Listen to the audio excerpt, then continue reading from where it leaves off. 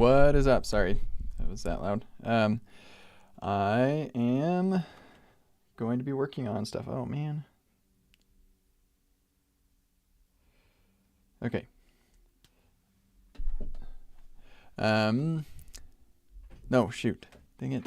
My phone is not distracting me from this task. I just forgot. There we go. Yeah, got centered running. Working on testing web apps exercises. So that's going to be awesome. Oh, I wasn't sharing my screen. This is what I was showing. Yeah, testing web apps. Let me just close some things. As a general reminder, I do not pay attention to the live chat of Facebook, Twitter, YouTube, and Twitch, all the platforms that I'm currently streaming to. Instead, I pay attention to the chat in my Discord. You'll find a link in the description, and my bot creates a new Discord thread for each one of my live streams, and so I'm going to join that one, and this is where we do chat. Yeah, so I worked on stuff a little bit last night for a talk that I gave, and so let's see if I can show some of that. Yeah, I was logged in as this Casey person because Casey has a bunch of chats, and I added a arbitrary delay to demonstrate something. So we've got an arbitrary delay of 400 milliseconds, so we can kind of see what the loading experience for that could be. So anyway, we're gonna I'll just leave that. I don't know. I don't see any reason why not. But I wanted to just do a little bit for this before I actually get started on stuff, because we are going to be testing the chat feature. And so having a little bit of design on that would not be a bad thing. We're not testing chat directly, but we are testing things that link to chat. And so, yeah, having it be at least a tiny bit designed would be nice. So here's what we're going to do. I need to sit down. I've been standing up all day.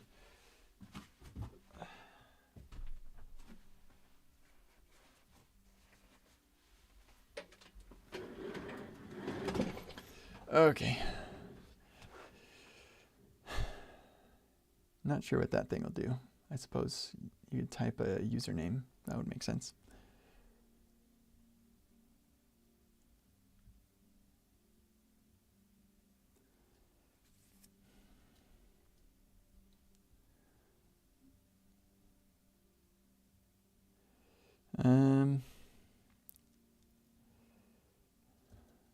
Yeah, okay. I'm worried I'm going to do work on this too much because I really got to get to the testing stuff. But let's just see if I can manage.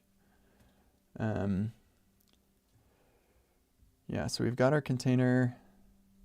Looks like we've got where's the Flex container? Yeah, so Flex is right here. We're going to have messages. And that is header H5. Huh. Interesting. Okay, so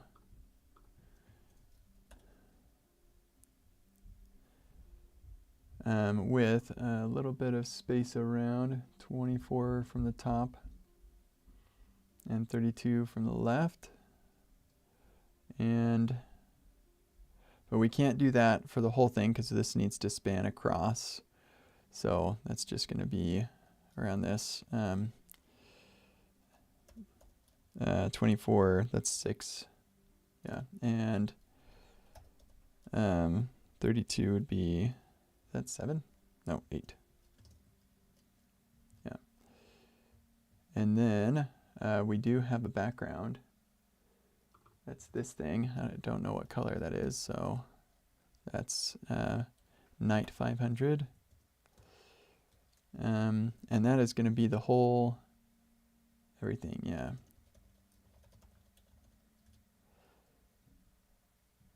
And then inside of this will be a little darker. Okay, then this, we're going to have a border.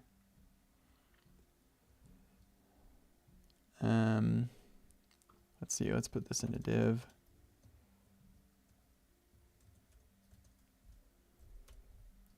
Let's see, what's the best way to do that?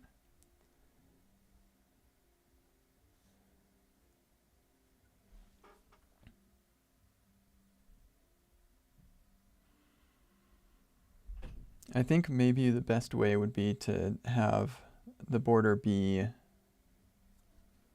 yeah, across the whole div, and then on the bottom of messages and the bottom of this one, and it would just have to line up perfectly, which is probably fine. I guess that's 80 pixels in height. So that's 20, right?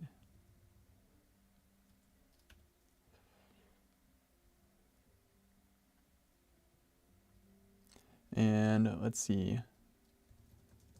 Instead of doing that then, well, here we do still want the padding left, but instead of padding top, I think it's centered. So flex, justify, or align, center, or item center. And then we want this to have a border right to, I think I've got other borders.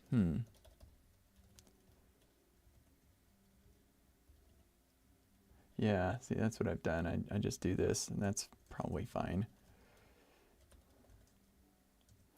And then our color on the border is this, whatever that is. Whoops. Ah, undo. That's 400. Border, right, night, 400.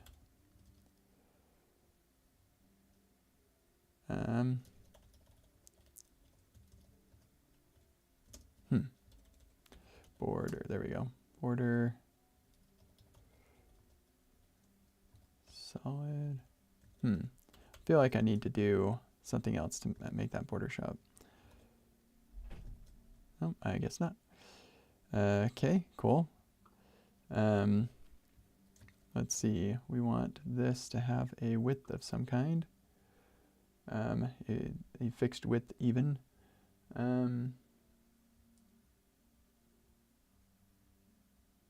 Hug 424.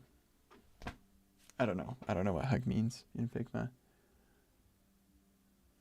but does look like it's very specific. Oh. Okay, that explains why it was white. Yeah, width 424 pixels. We can maybe make that more responsive later, but yeah, that's okay. I don't know why this is not refreshing for me. Also, that looks way wider.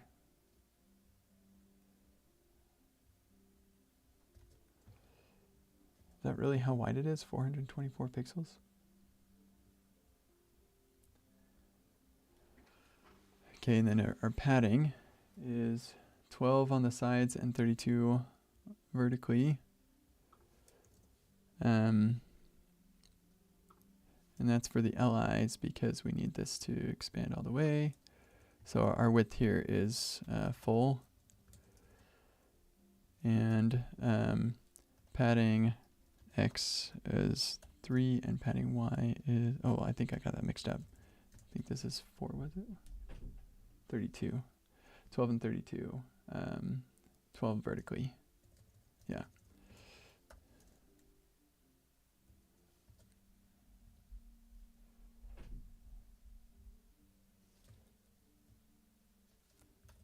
I don't know why we're not getting reloads, but I don't really care too much right now.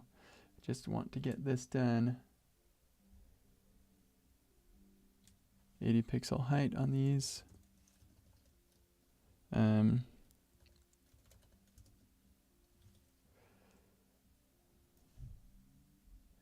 then let's see, what is it called? Is it nav link? Yeah. So the class name can take a function link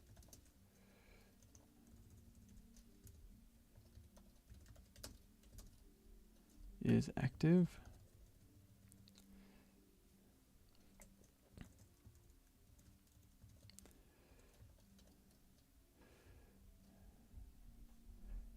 Okay, and for each one of these, see, they've got notifications. We don't have notifications yet. Or like unread messages. We don't have a data model for that. They also have presence, which, yeah, we're not going to do that either. Yeah, pretty sure. And yeah, even typing. Eventually we will do these things, but yeah, we don't have that today. I think all we have is if it's active, and maybe it's if it's hovered too. Okay, so is active background night 400.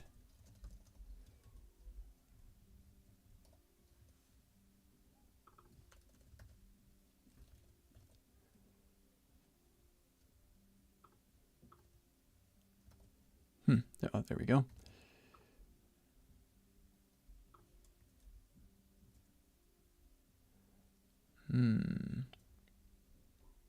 Yeah, okay, I think we need to put, get rid of all this stuff.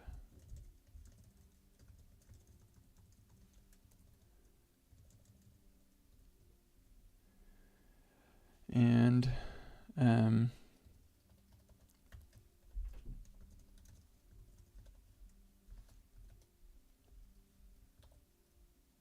there we go. And then why are these being so squashed?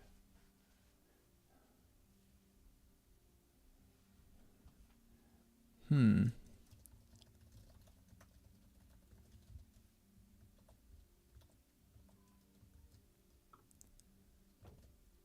we go.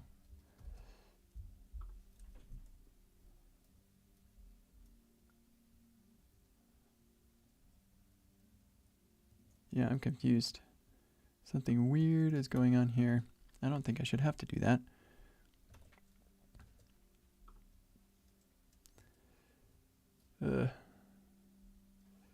Well, let's do something easy. What is the border radius on this? 24.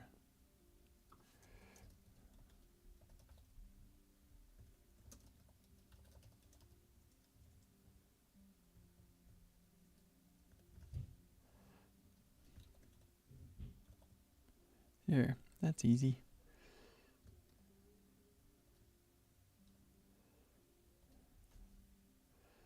And this will have a border bottom 1.5 pixel, border bottom night 400.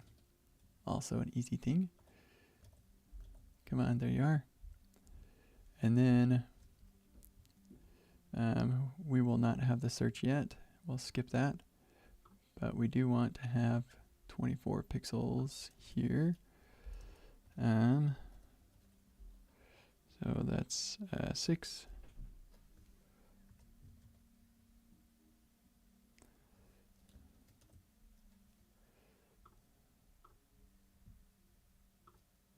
I do not understand why. Here, we also want a min height. Or,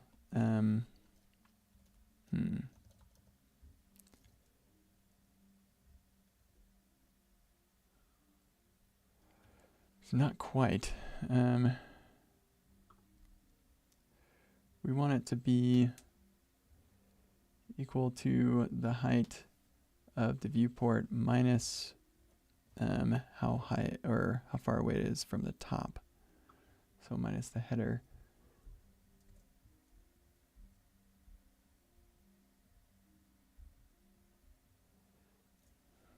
Which is 96 pixels.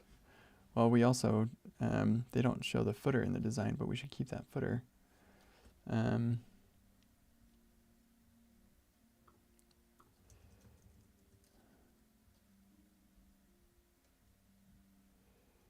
Yeah.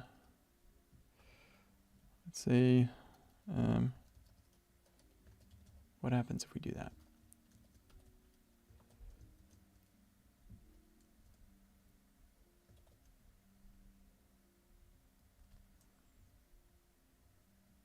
Okay, well, that's what happens. And then we'll need height full on this, I believe. Yep. Okay, so let's do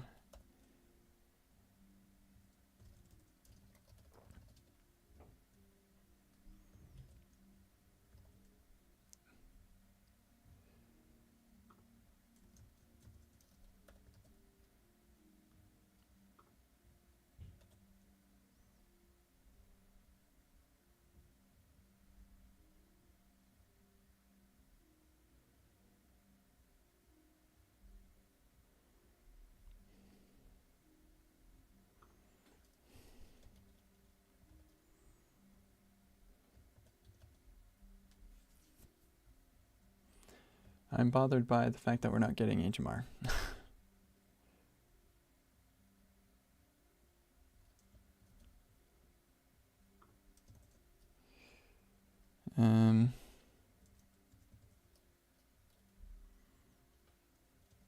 Yeah, I'm also bothered by this. I know there's a way to do a calc and stuff, but then if I ever decide to change the height of the nav bar, then I've got to worry about this, and that's really annoying. I don't like that at all.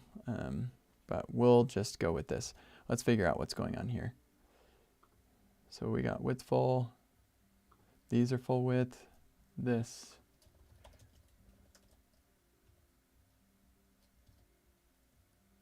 Huh. Oh. There we go.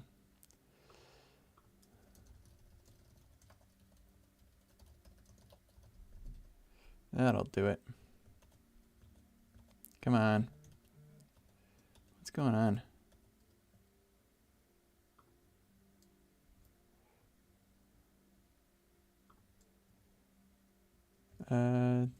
Does this need to be on here? There we go. Beautiful. Okay. And then we've got their image. So username, image, ID.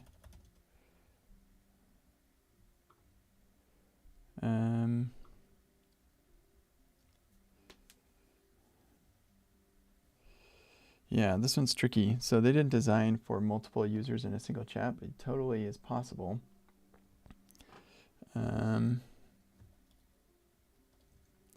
We'll just take the first user.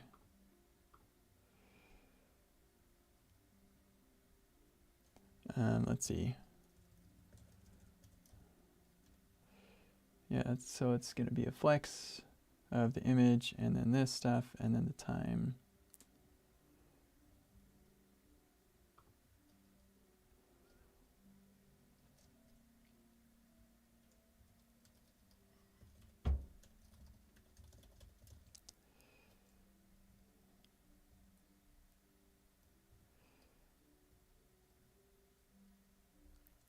I need the last sent message.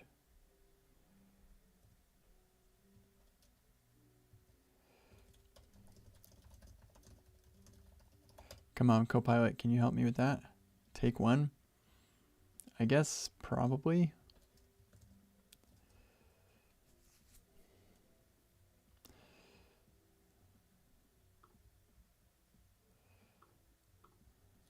Okay, in any case, we're going to have flex and, oh yeah, so that'll take that. And gap of 4 probably. Yeah. And then we'll have our image.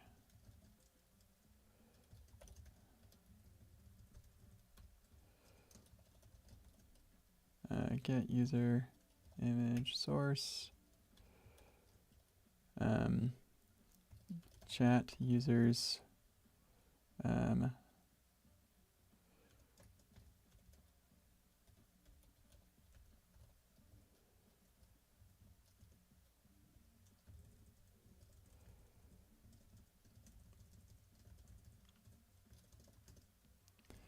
actually, I think this will work out fine. Yep. Alt data or chat users name.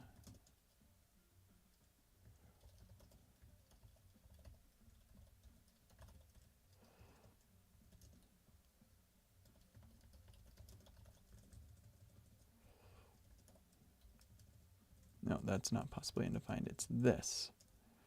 That could be undefined. Possibly. I don't think that is actually possible, but maybe.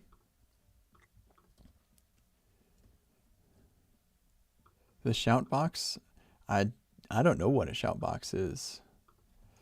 What's a shout box? I was in the early 2000s. In the year 2000, I turned 12 that year. So maybe I'm too young to remember what that is. Rounded, and the size is 56, width 56, height 14, and object cover. Does it contain? Ah, shoot.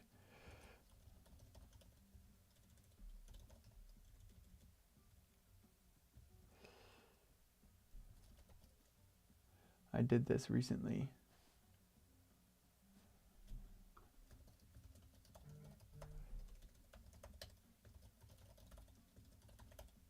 Yes, I used cover. Okay, good.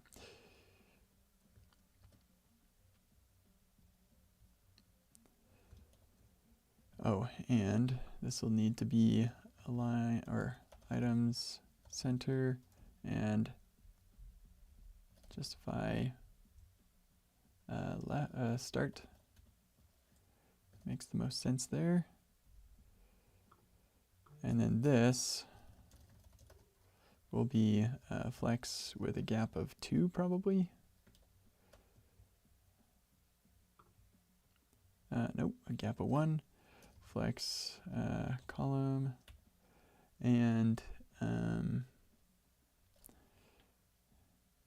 yeah, items left or start. That's the default, so we'll just leave that off. Yeah, then we'll have our users' names, and this will be chat, messages, content. What is it called? No.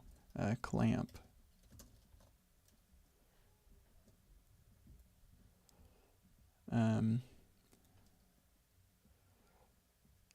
And yeah, I think that should do it. I just remembered I need to do something really quick.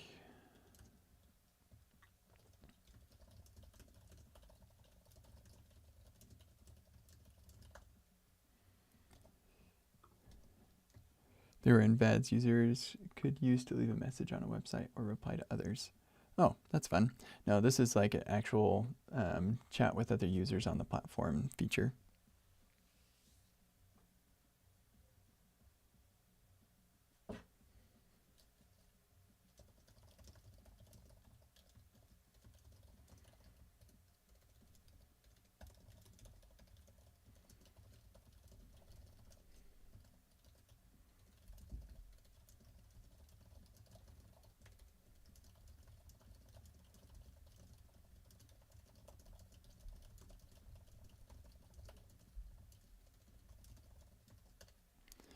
Okay.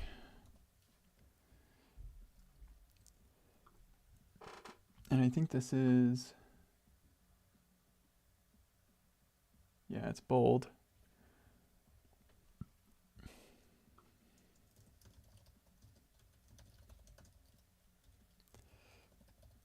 Isn't it bold? I can't remember. Wait. Shoot. I can't remember what it's called. Tailwind. Bold. Font. Yeah. And the font size is 14 pixels. So I think text small. And we want text small here too. I think it actually might even be, yeah, so if it's not active, then it's going to be a muted color as well, which is our night 200. Text night 200. Yeah, that is, let's see. I'm sure there's a Tailwind way to do this. I mean, we could just say text night 200, but no, that would be dumb.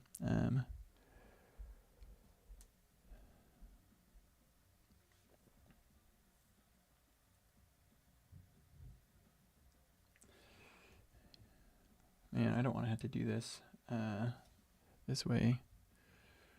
Grr.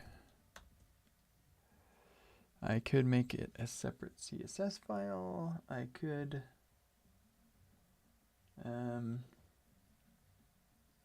do it with JavaScript.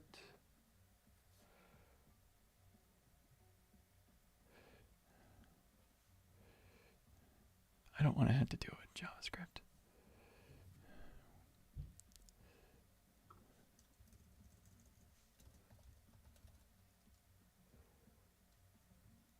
I'm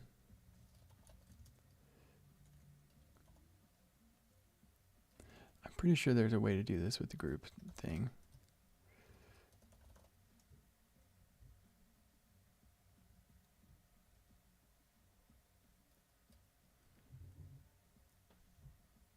Here it is. Nice. Okay, group is active. Yeah, there we go. And then group is active.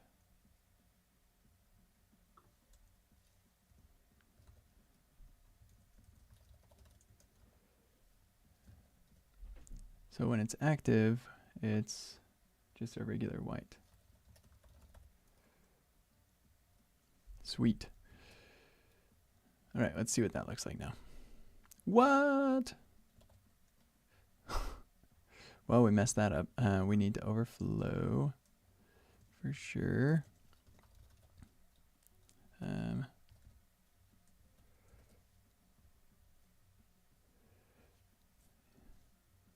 Somehow we missed the rounded on this as well.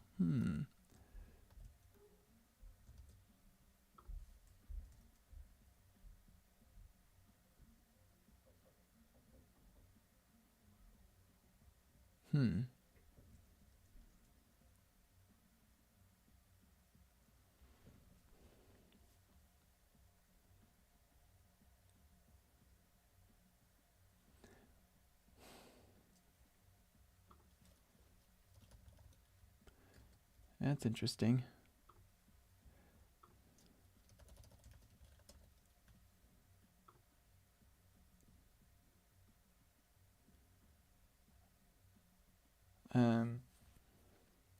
Dang it. I wish I was better at this.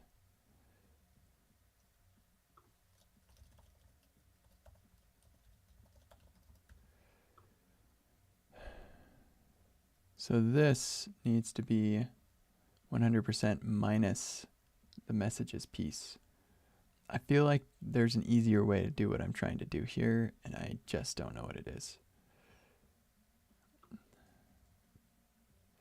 That is super annoying. Also, this is not working. Why is this not rounded? Oh, rounded full. That's what I need.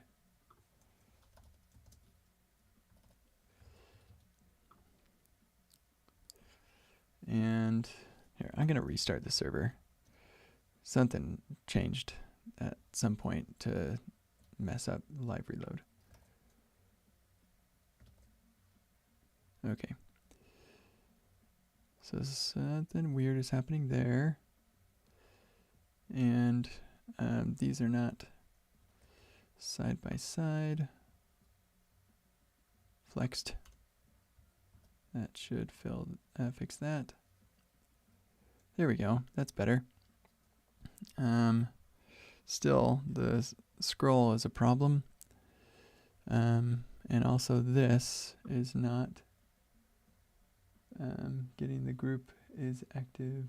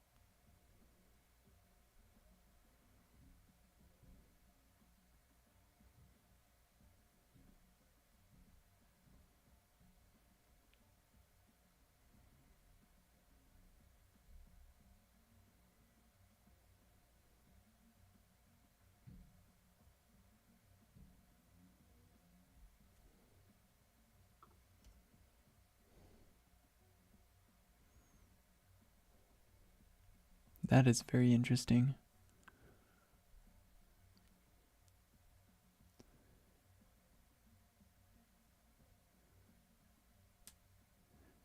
Yeah, this is really annoying.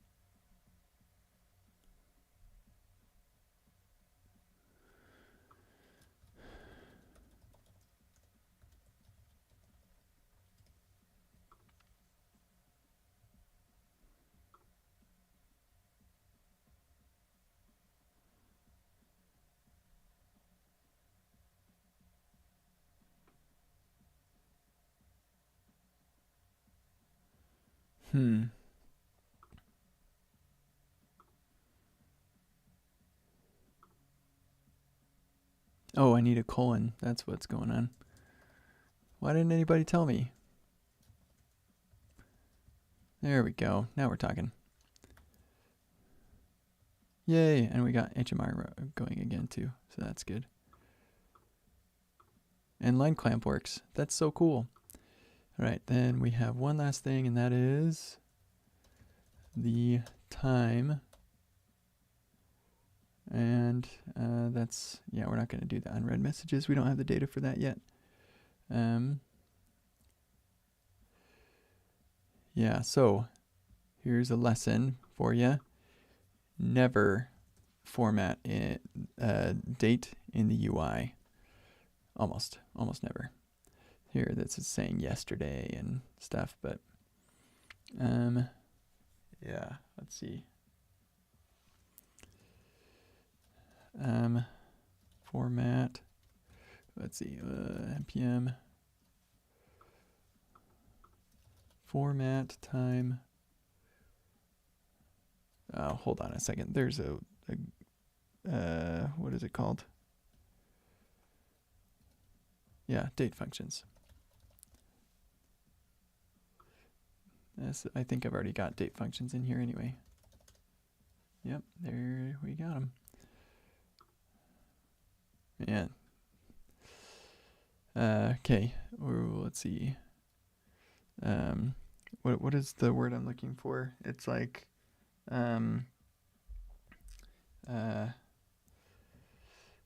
distance to now. Is there a distance from now? No.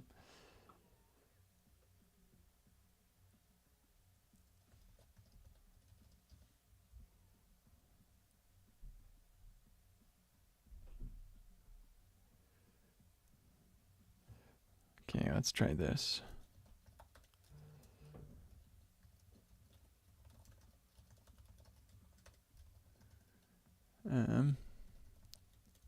Format distance to now.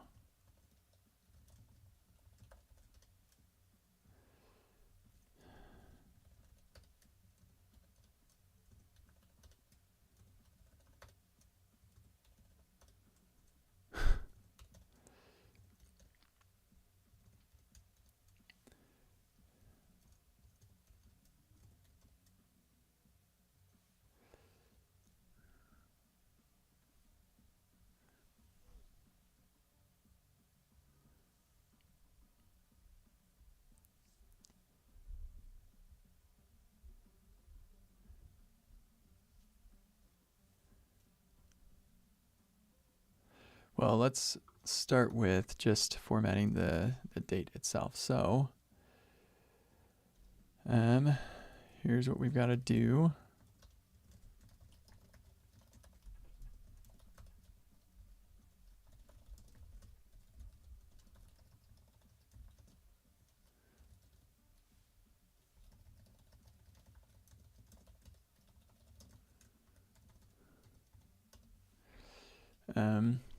Formatted date.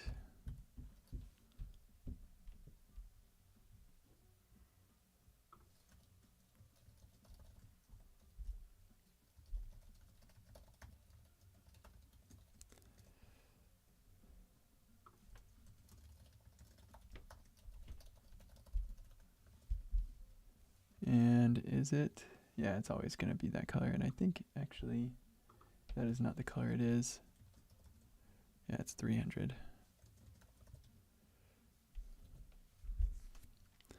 Okay, cool. And then this should definitely be outside of that div. And then the font size is also 12. That's an extra small. Text extra small.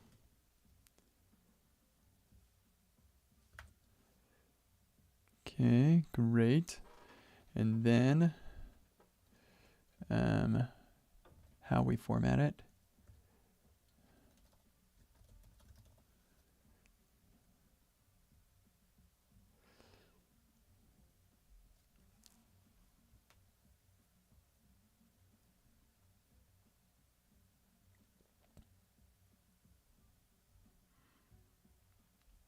Ooh, format relative.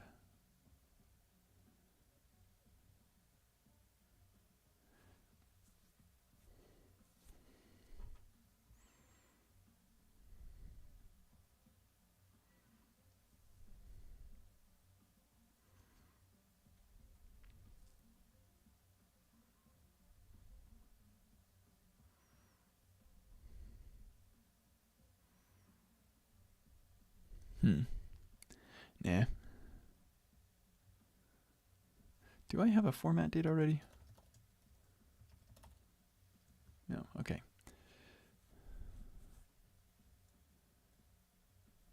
I do have one in my website. And the way that my format date formats it looks like that. And I think that's the way I want it formatted. That's the way they want it formatted, so that works out nicely. So where is format date? Break time. So we're going to grab this and bring it over after the break. See you in 5 minutes.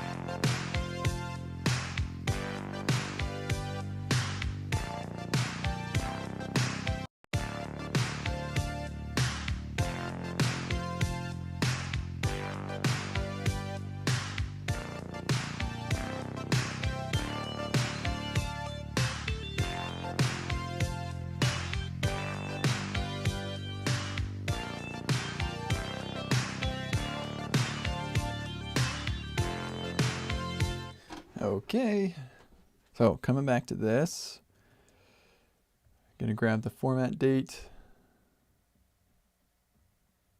A lot. Yeah, that's what we're gonna use. So miscellaneous.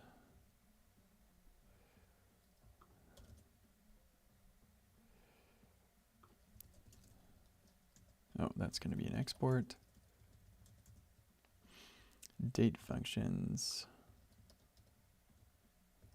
Yeah, we're gonna do this differently here.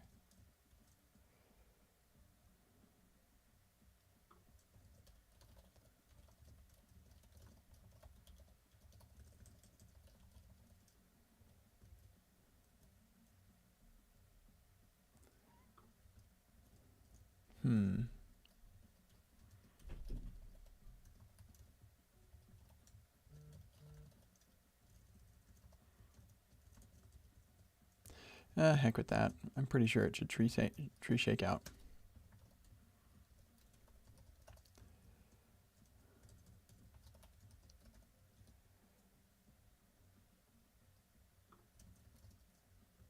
Yep, okay, cool.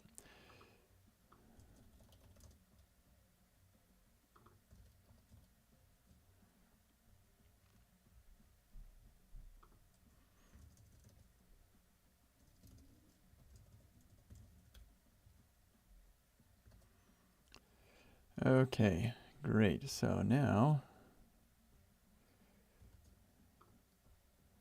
I want to say this should not break on lines. That's kind of annoying.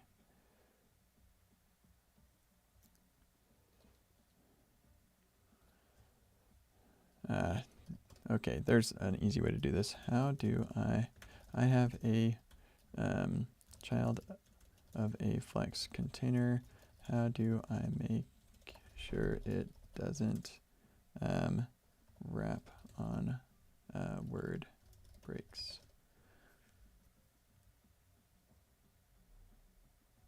It's using Tailwind.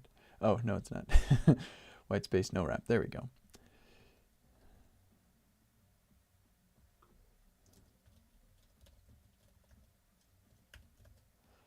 Try that. There we go. And now it's taking up too much space. Yeah, it looks like, looks like actually that should just go on the same line as the name. Yeah, let's do a div around this and stick this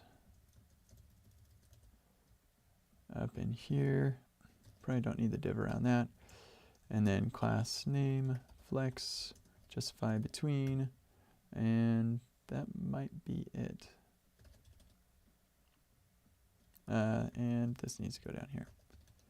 There we go. Okay, cool. That works great. All right, so we're not 100% there though, but we are good enough to display this. I think we also want to hover.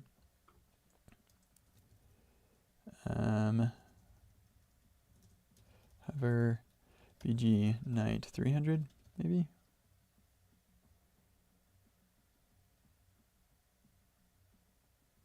It makes the date disappear.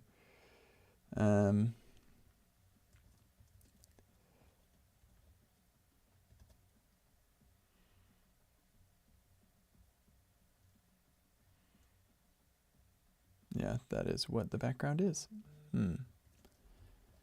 What happens if we go with that? 600, make it even darker. Yeah, that works. And then we'll also do active for that, or focus.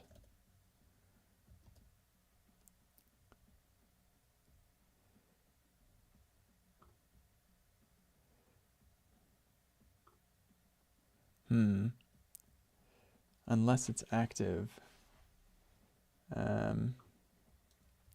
Yeah.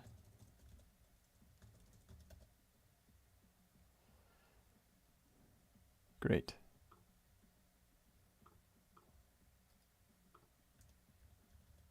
Beautiful. Yeah, okay. Stellar. So then, yeah, we go to the chat ID now. And on this side, we have a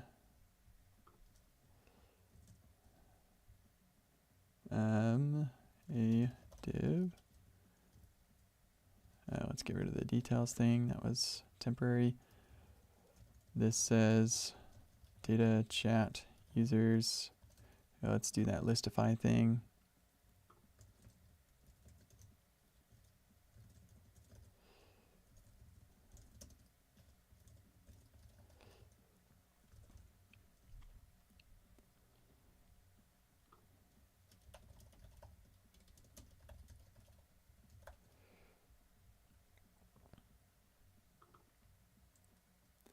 Let's bring in the username.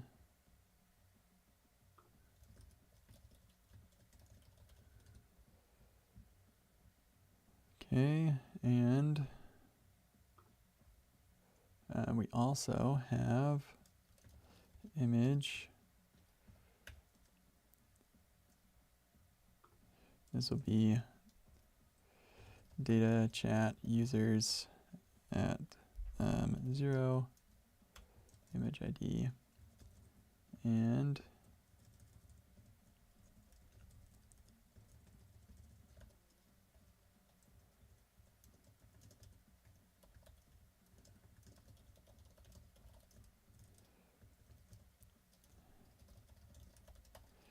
rounded full, and it looks like it's even smaller than these, 48 by 48 H 12 and 12 and object cover. It is cover, right? I just barely did it. Yeah. All right, stellar, and then it needs to be the same height as the messages, which is 20. I don't think we need it. Oh, because we have the 3 dots thing. So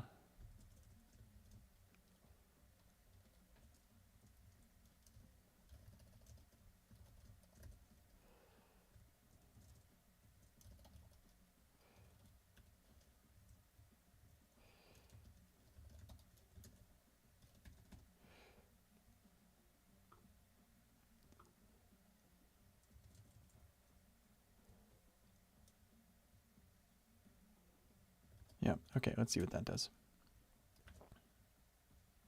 Cool. So then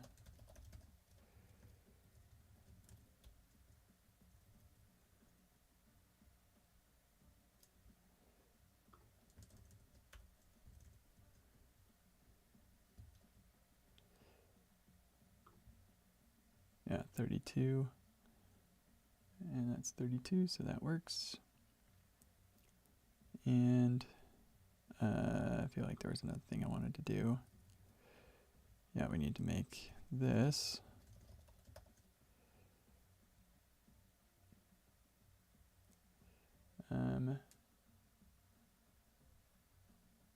it is bold, and it is 28 text.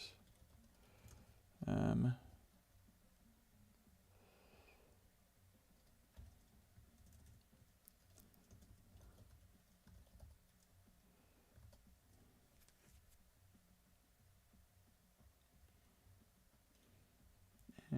here they say online, but we don't have that, so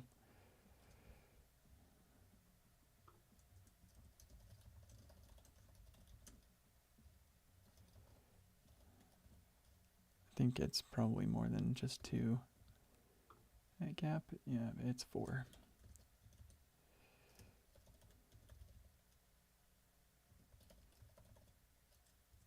Justify start is the default. Let's just go with that.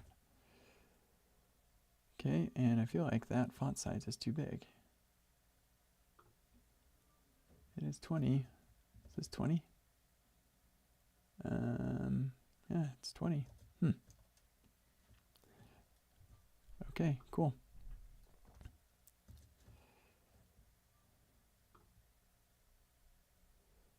Yeah, I think we can do padding Y 8. And you know what? We should probably do the same thing over here.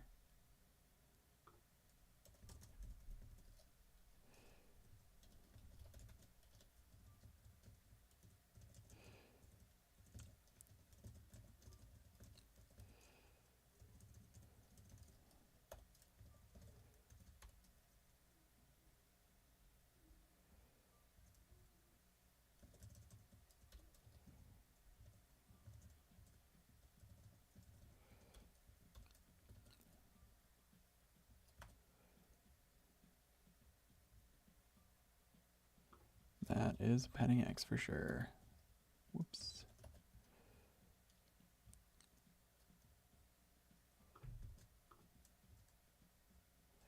And yeah, that does need to be a flex container after all.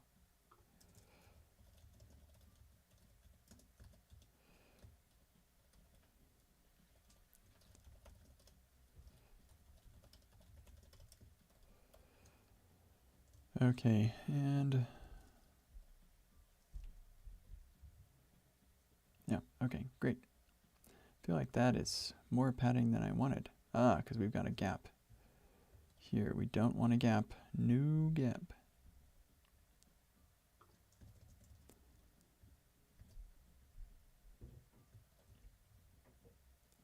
Great.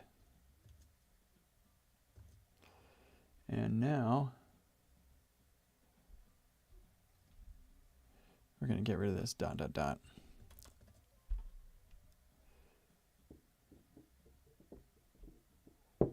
Okay, so then this needs to have a background.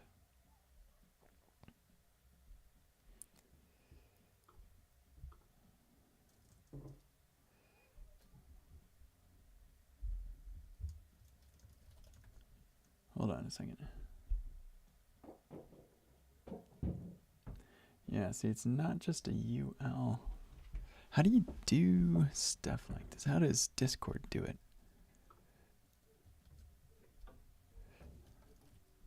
Oh man, I can't bring up DevTools. I'll have to open it in the browser. Can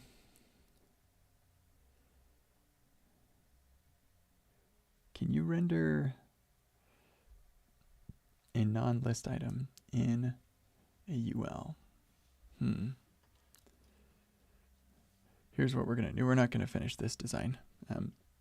Instead, we'll just make it look good, and then we'll move on with our lives.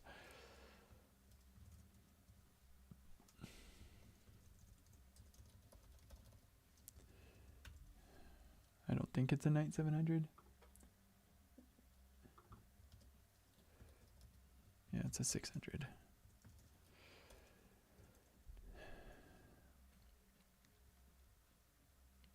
And then we'll give them plenty of space.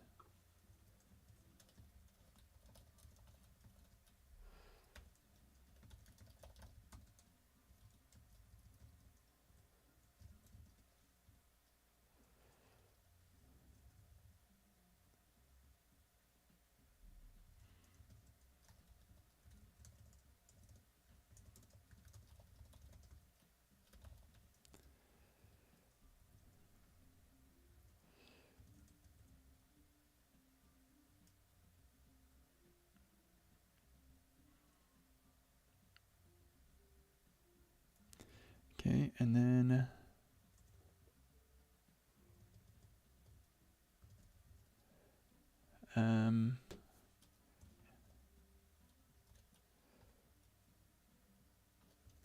no, let's do a gap. Oh, and let's do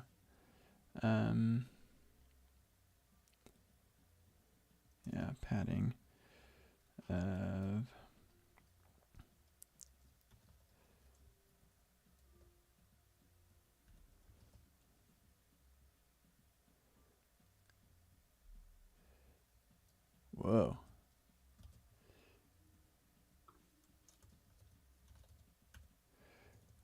object cover that thing, but also, why is it so skinny?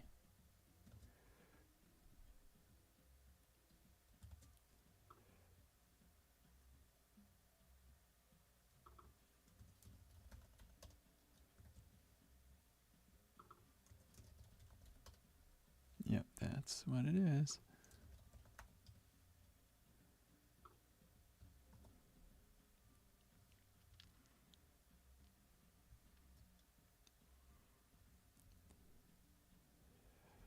Okay, and then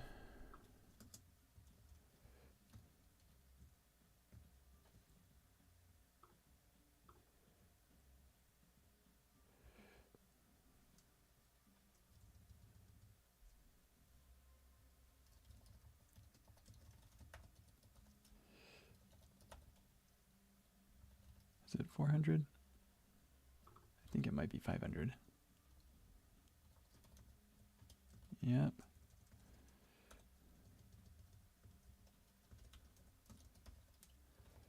And this is probably 300 maybe. Oh no, it's darker, so 600. Oh, they've got an emoji chooser in here and stuff. That's exciting.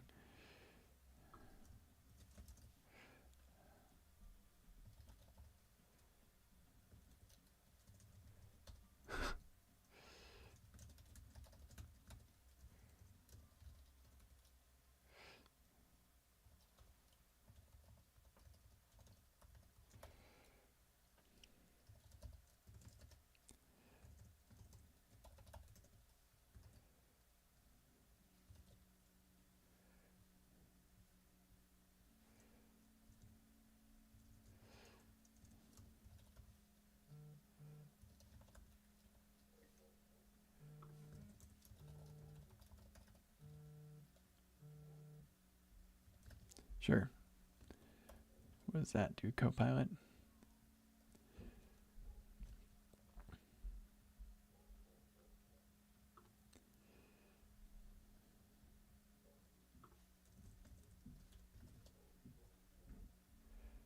This is giving us 15, pretty much 16 all around.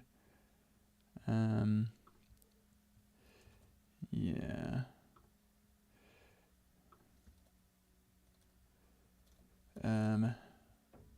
We also need a little space. 24 and 12. Padding Y is 3. Padding X is 6. There we go. It does kind of look like there's a border, doesn't it? Border top.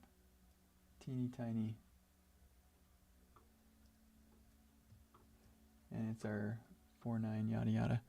Okay. Border top 0.3 pixels. Border top night. I can't remember. It's the 4:9.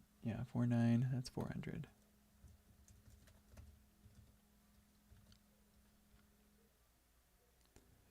Yeah, that looks nice. Okay, now we need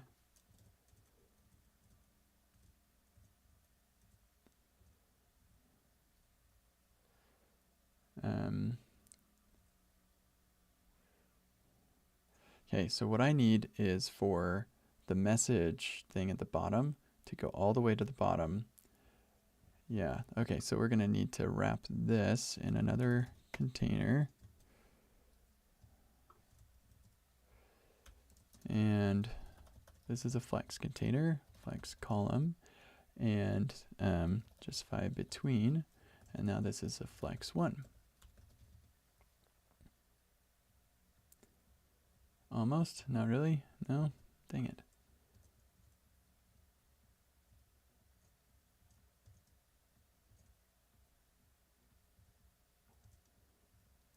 Oh, and this is also a flex 1. No, what are you complaining about?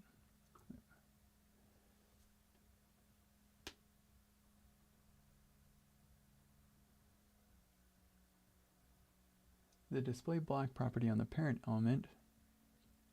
Oh. Huh. That's interesting.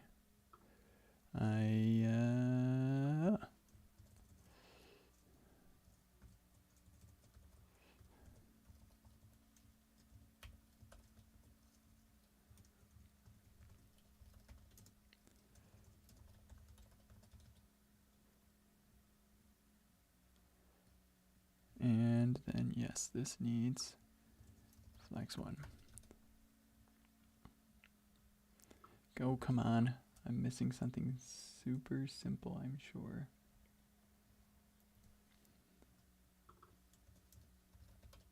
There it is. How did I miss that? Where is that?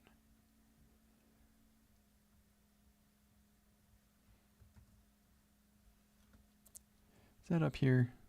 Yeah.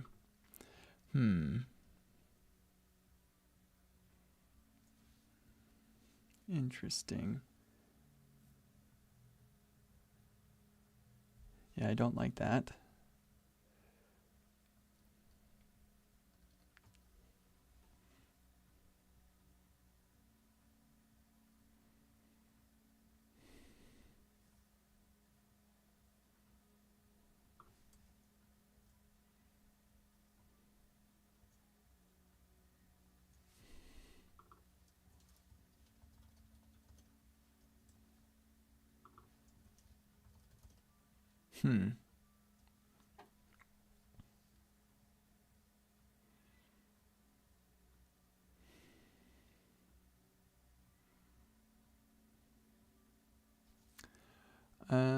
Okay, fine.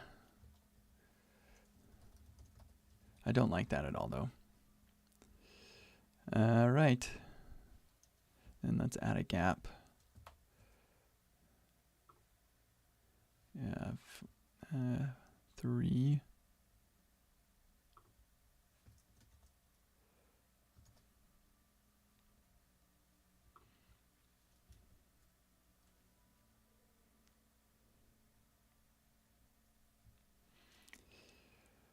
Another message. That's great. Okay, now we want this. Well, that's fine.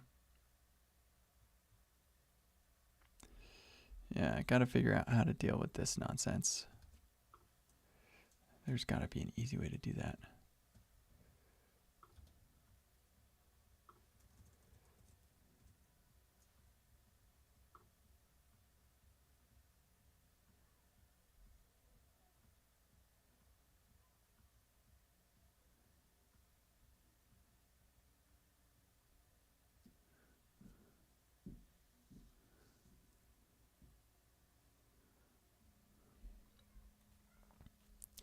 Okay, I have a UL that whose LIs are displaying outside the parent container. I have an overflow. I scroll on the UL. What could be the problem?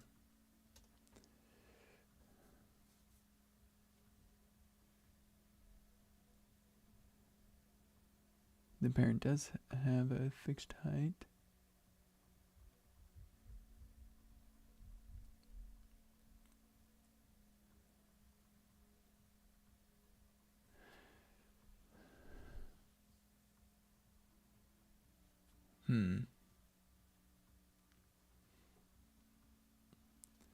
Got it. Okay.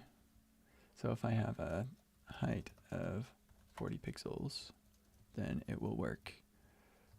But if I don't specify the height, then the height that I have on this thing is going to be the problem. I don't like the height on this thing anyway.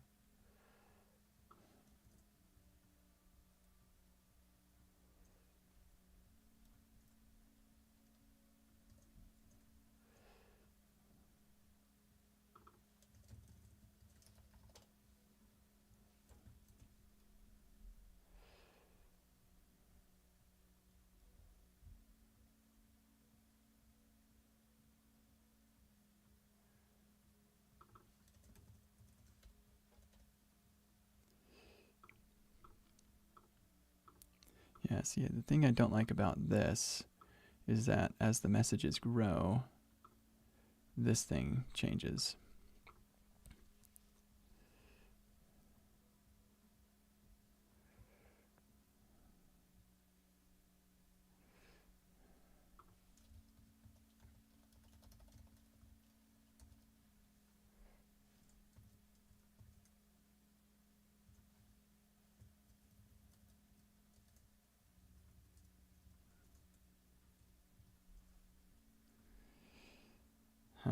Well, we'll have to deal with that another day. I've got to get back to work on my stuff.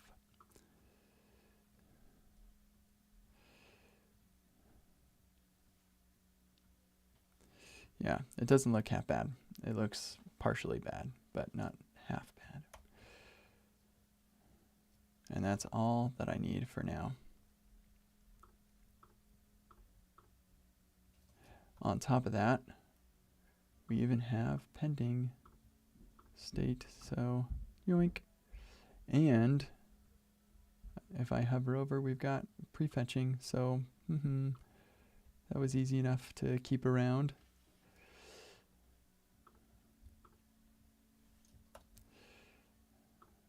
Cool, good stuff. Now that's interesting.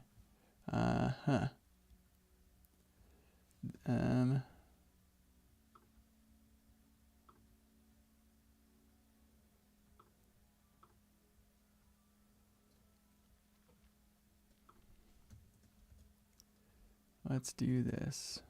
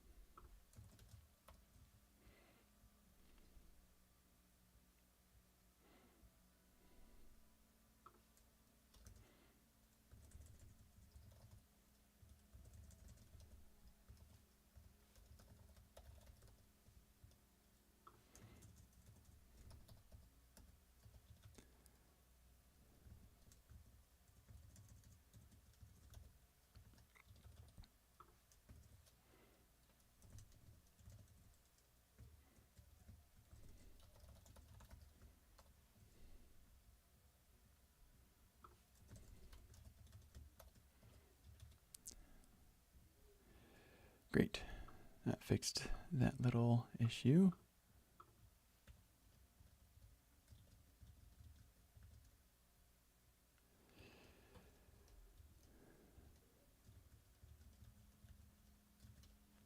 Okay, good.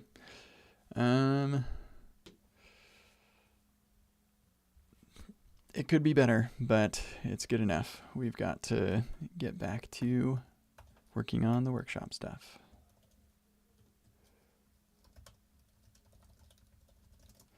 Style the chat just a bit. Okay, good. Now I need to get those changes into the testing web apps workshop here. So let's open those and pretty much copy paste.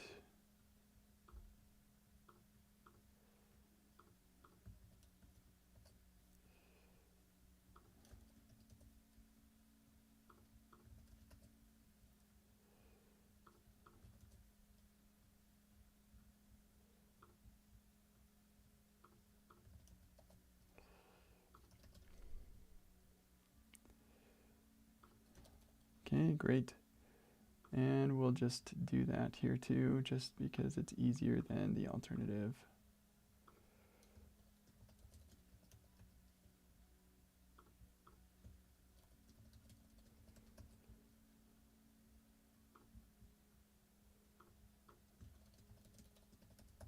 Okay.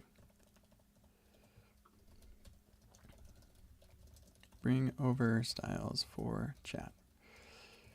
Okay, great. Because we are going to be looking at that page in this workshop.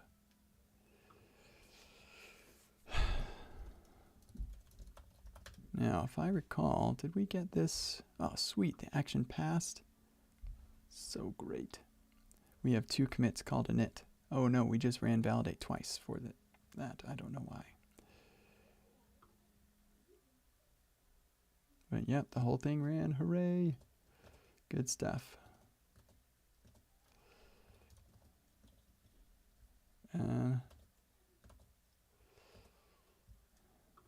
Gonna stop this server.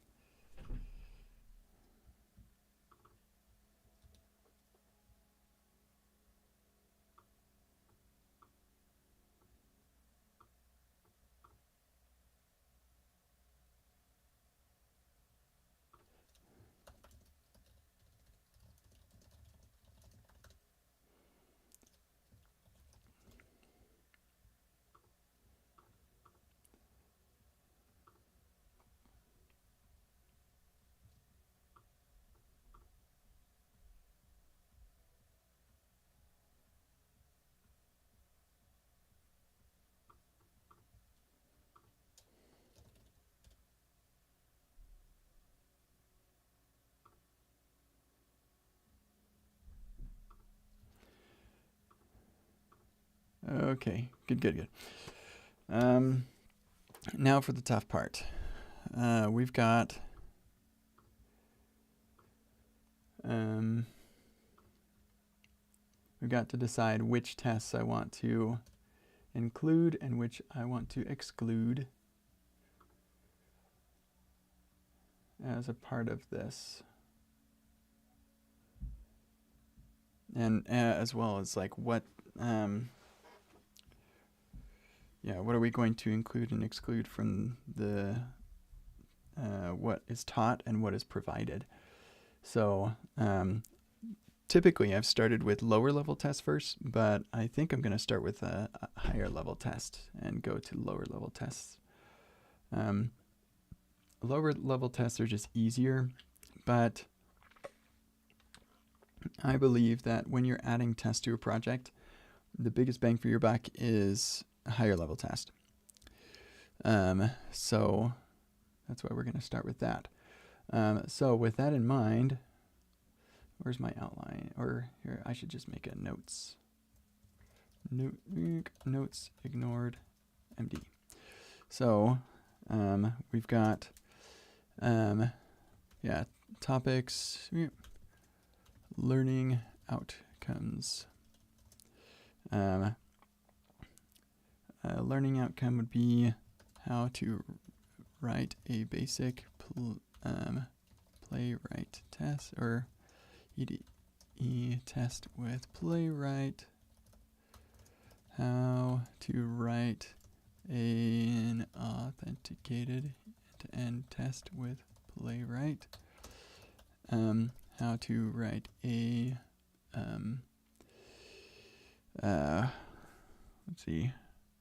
a test that component test with vtest and testing library React and remix run testing.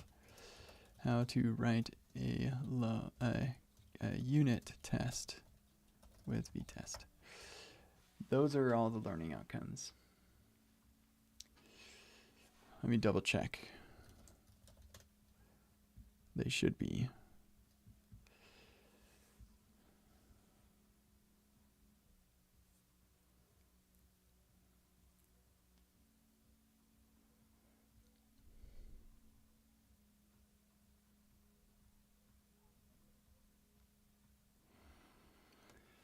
Okay. Do I teach? Eventually I will teach all of this stuff, but for this workshop, do I want to teach how this stuff works?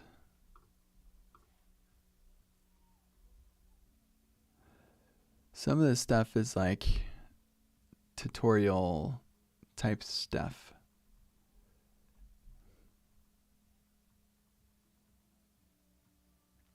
Why component testing and v-test instead of Playwright? In my last stream, or the stream before, I evaluated Playwright for component testing, and they are still pretty limited on what you can do with that. So yeah, we're not going to do that. I also, I'm not sure that I am super on board with component testing in that world, because Playwright doesn't support module mocking, and sometimes you just really need to do that. So we definitely have v-test for a unit, low-level unit test stuff. So yeah, it's hard, Kenneth, to catch up on all the streams. Sorry, this may make more sense. Yeah, hard to keep up with all the streams. It's basically like a full-time job to keep up with what I'm doing in my full-time job. So, okay, do I want to talk about setup? I don't think I do. I think this stuff is tutorial stuff. That would be taught in something else. It's not like you set it up once and then you never touch it again. So I think I'm okay just having that be provided. And in fact, I don't think so we do have a test that I think I want to use. Let's look at this. Resource routes, city combo box.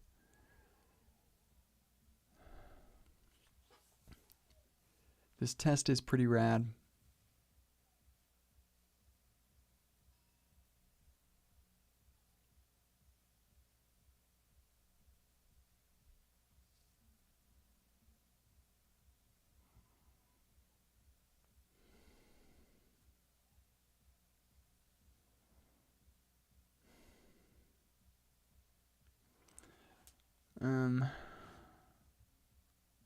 And this definitely is leveraging the test database. I forgot, how fast does this test run? Oh, oh right, CD into exercises 10:01 problem.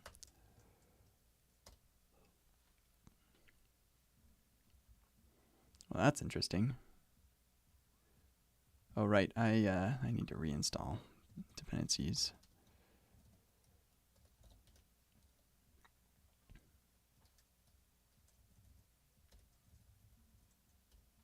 I wonder if that worked actually. Yeah, I didn't think it would work. Dang it.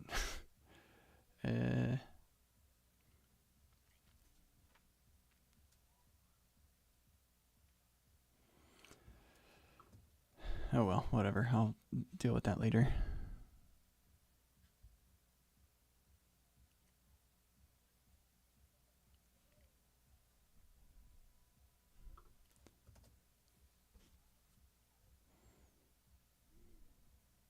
It's not slow. It's not fast. Certainly not fast, but it's not slow.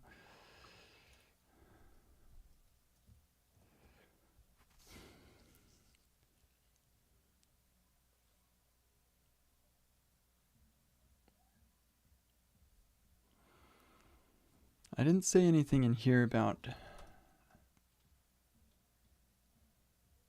Yeah, so I say there's something to be said for mocking out downstream APIs, but we're going to talk to the persistence.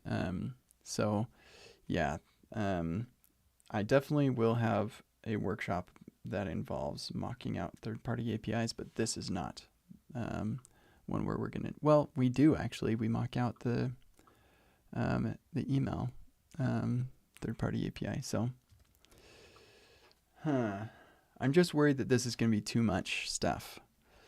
So if I do the city combo box, does that mean I don't do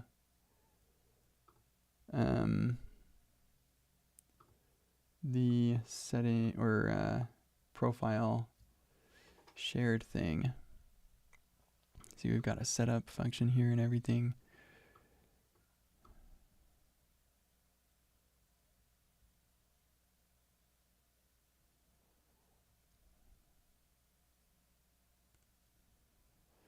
So like we could do this one first to lead us into the city combo box.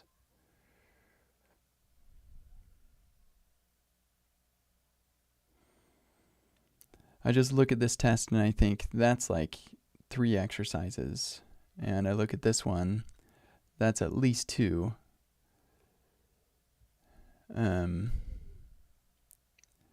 Yeah, there's just too much stuff in here to cover. And then of course I've got the, it's just 1 exercise for the unit test. That one's easy. And then the playwright stuff, that's probably 2 exercises. So if we do 3, 2, the unit test and the, yeah, at least 2, maybe 3. We could end up with 9 exercises. That is way too many. Okay, gonna think more about that after the break. See you in a bit.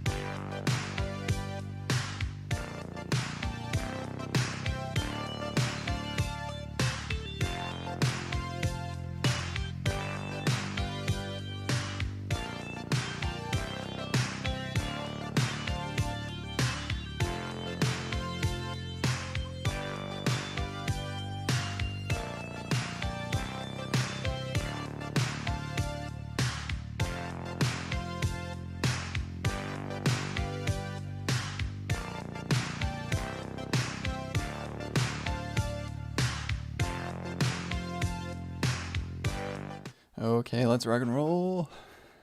Let's decide this. Let me look at all the tests really quick.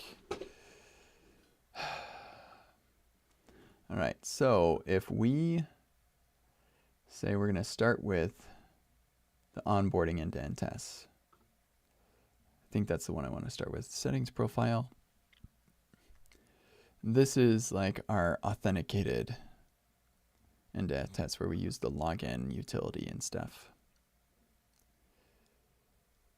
Man, we could spend a whole workshop just in settings profile and in onboarding. Almost. Just in these two. Gosh, it's going to be tough. I don't know. Too much content has always been my problem.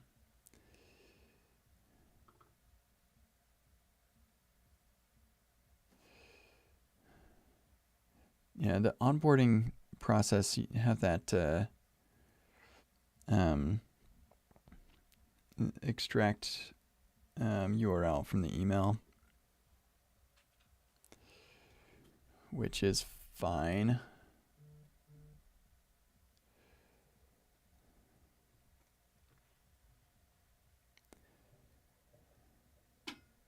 Maybe what we do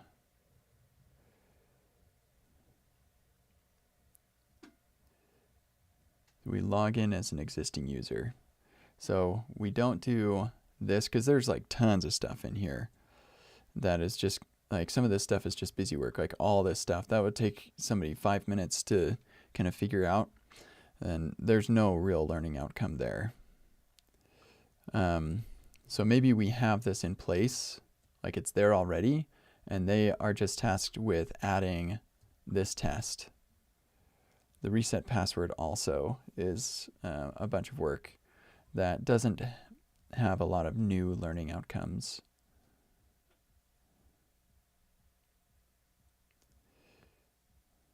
Yeah.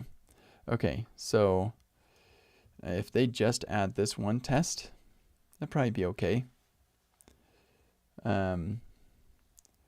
The learning outcome is writing a basic end-to-end test with Playwright.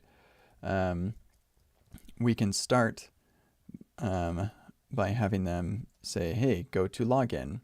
Okay. And then, we'll tell them, hey, you need to create a password, insert a user that has that password.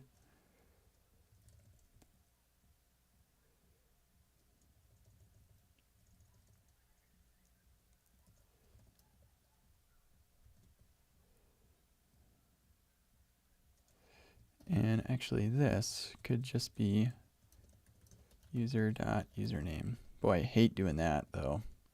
You don't want to have conditionals in your tests. No thanks. Maybe insert new user. Can say, can have the invariant. Yeah, that's where that invariant should be.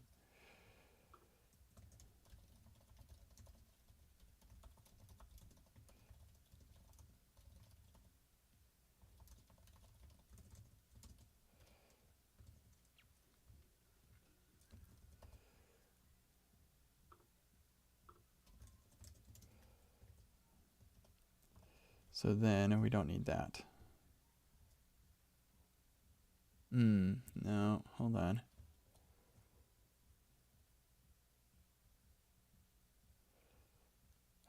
Dang it.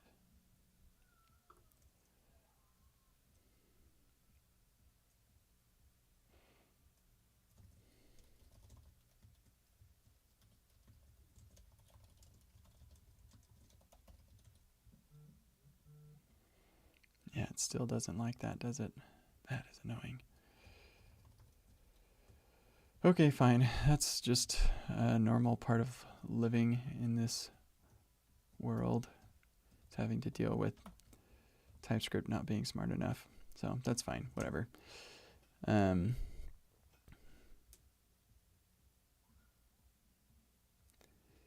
So yeah, we say create a password, create a user, make sure that user has a name. Maybe we can do that down here.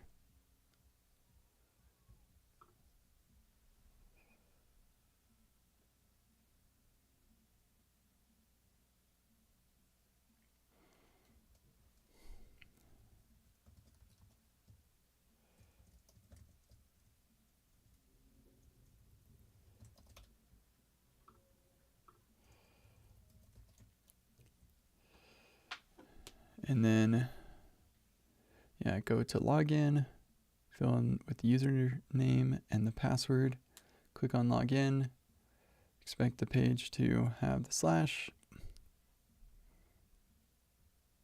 and assert that it's visible. And then feel free to, maybe I could say, if you're bored, you can build out a onboarding thing. The nice thing about this, well, it's sort of nice. So we're not dealing with the email thing, but the email thing is kind of important. Yeah, maybe we should do the email. We should do onboarding instead, because the email is where we talk about mocking third parties. Even though I didn't explicitly list that as a learning outcome from this workshop, it does kind of seem like people are going to want to know how to do that.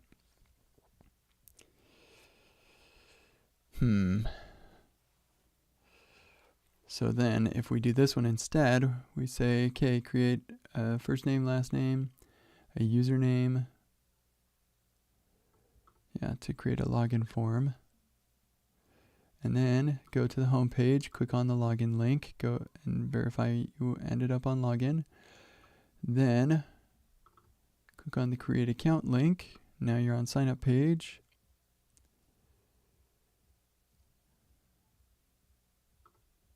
Email text box. Click on that and fill it in. Why do we need to click on it and then fill it in?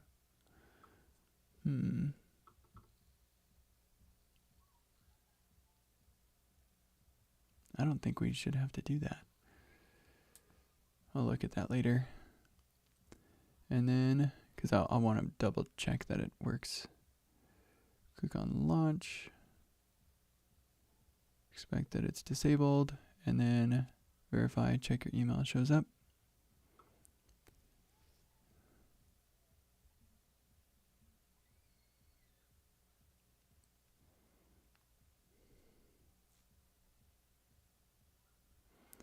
And then use this read email utility. We will not build it as part of the workshop. We will use it.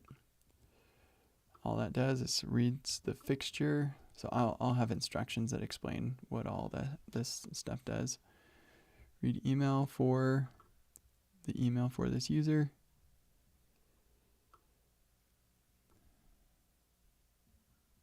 Verify the email exists, and then email.to and from subject, extract the URL, and then go to that URL. Then you should be on onboarding.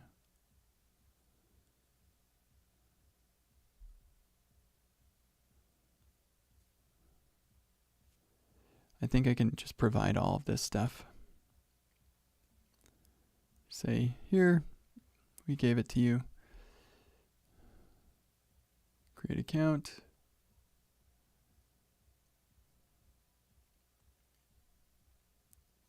Could we do all this in a single exercise?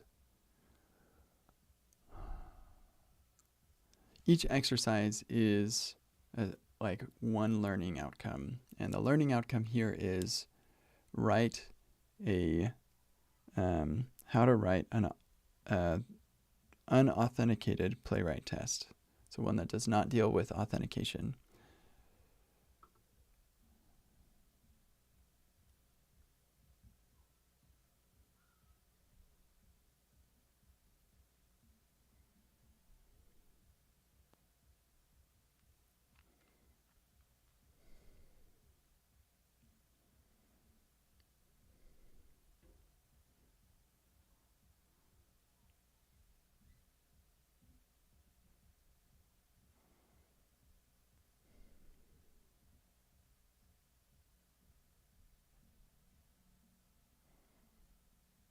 Yeah, I think this is probably the one we'll do.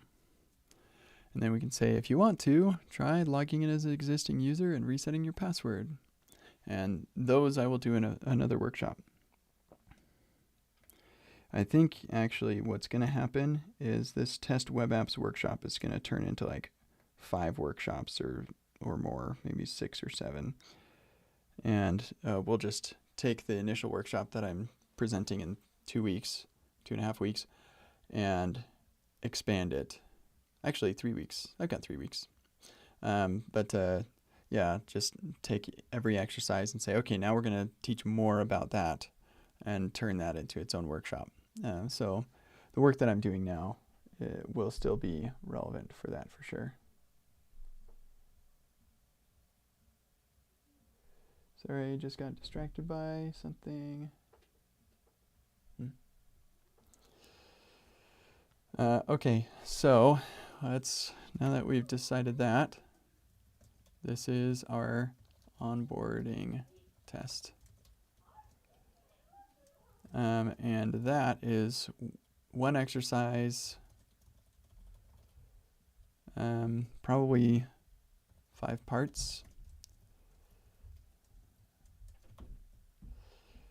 So I have part 1 will be just going to, getting ourselves to the email, just all of that.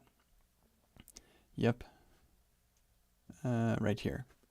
That will be part 1.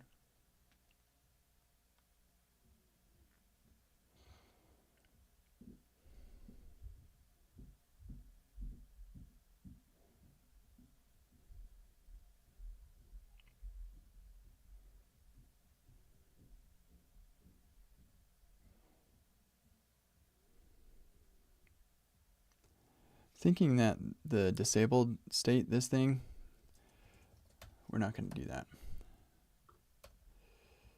User doesn't care if it's disabled.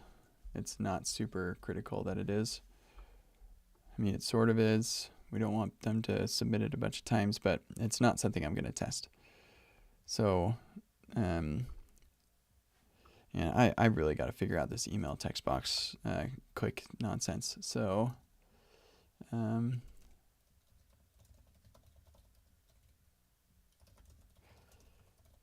okay, prepare yourselves. My computer is going to get really slow and I'm going to get all choppy and stuff. Loading tests, loading tests, loading tests.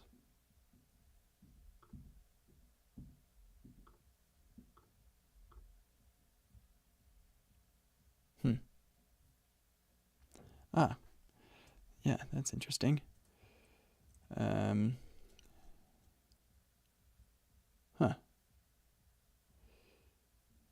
Yeah, this is kind of messed up. I messed this thing up. All right, let's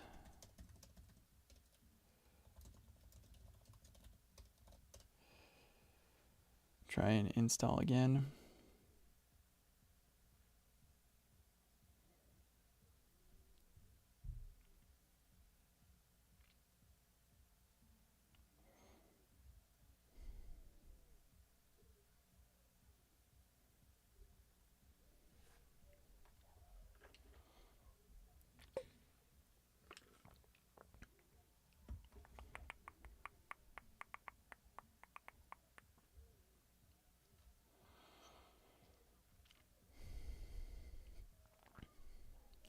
Yeah, I'm pretty sure we don't need to click on it before we fill it.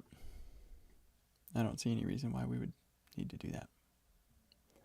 So I'm pretty sure we can just do this. And that's what I'm going to verify.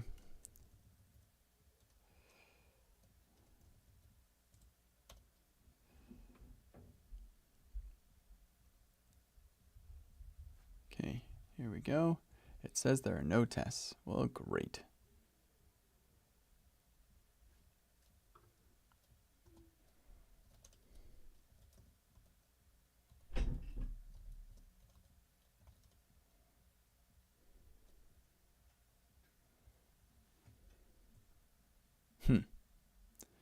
Well, that's really annoying.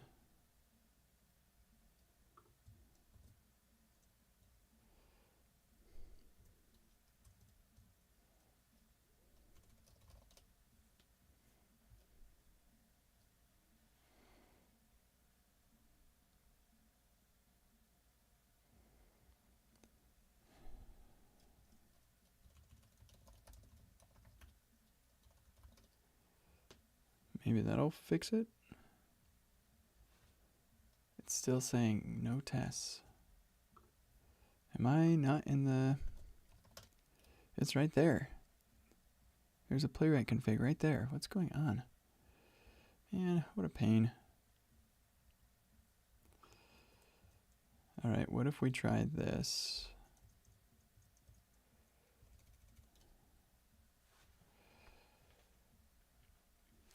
No tests found. Aha. Because there are errors. Don't tell me there are no tests. Tell me that there were errors.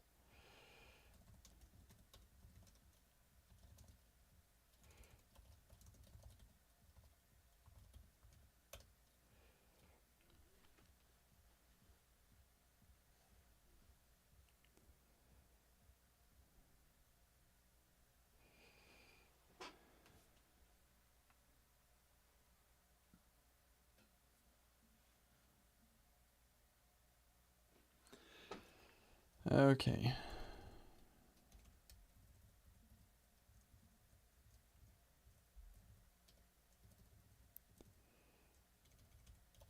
Trying one more time. Loading, loading, loading. It should not take this long. Aha, there it is again.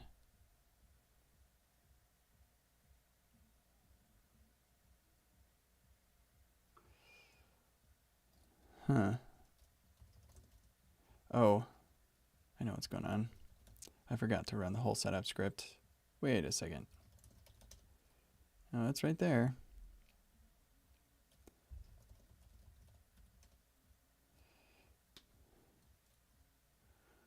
Huh. There it is. You have to do that yourself. Why do I never have to do that? Who is requiring all of this stuff anyway?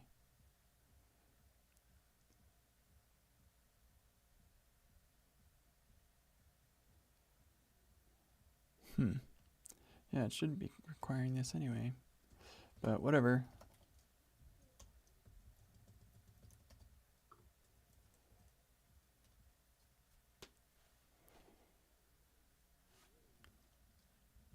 There we go. It loaded.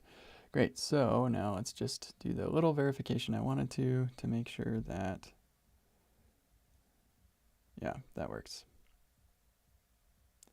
Beautiful.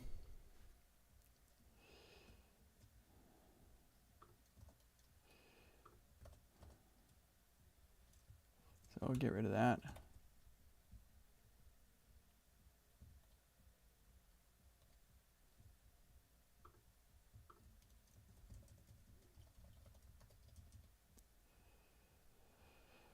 Alrighty. So now how to write an authenticated test that is going to be in our settings profile.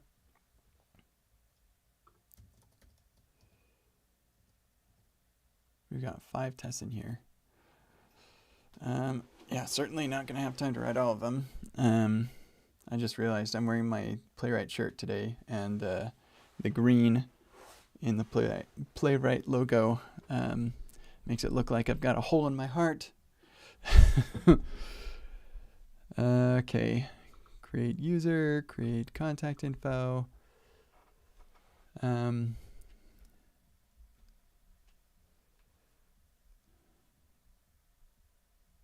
So we have the login. Yeah, new user data, new contact info. We go to the settings profile. We fill all that in. There it is. Updating the password is tricky. Becoming a host, become a renter, and profile photo is also kind of fun. Yeah, I think all we'll do for this exercise is updating the basic info. And so for that,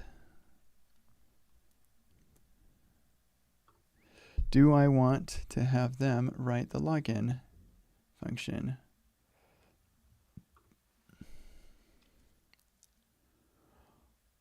all this wiring stuff is really not a valuable learning outcome because you don't make these utilities very often.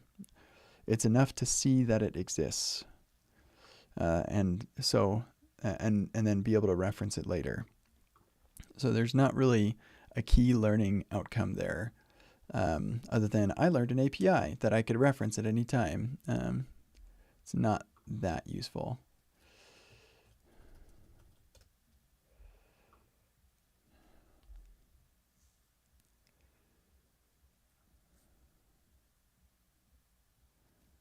But the rest of this,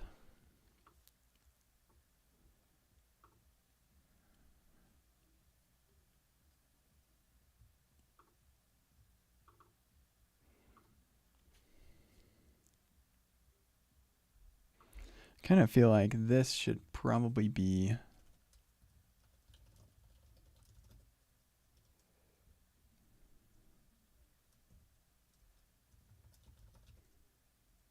what are you complaining about?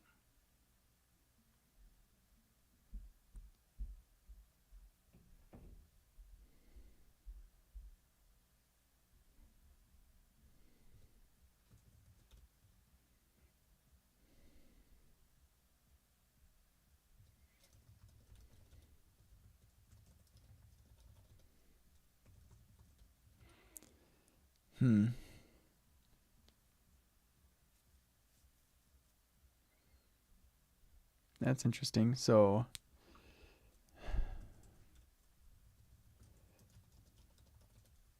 yep, there it is. Man, that's annoying.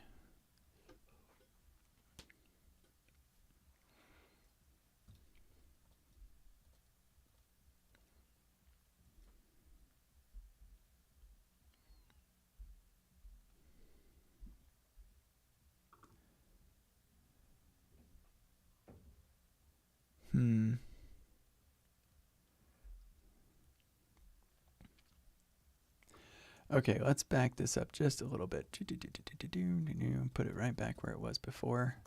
I'm just trying to figure out if maybe we can derive these properties from parsing the cookie value. So let's console log cookie value. And we will run this test.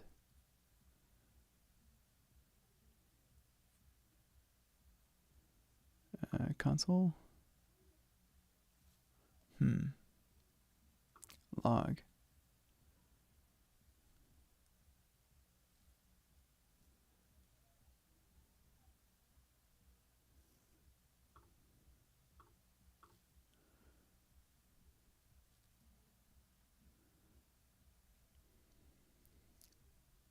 That's annoying.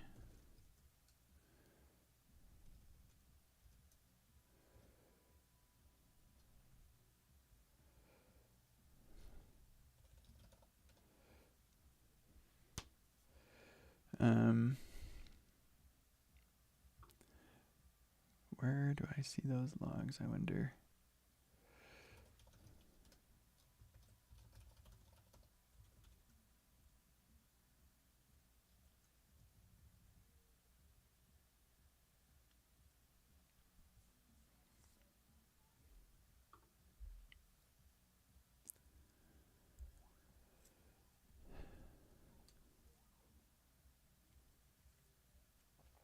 All right, maybe ChatGPT knows.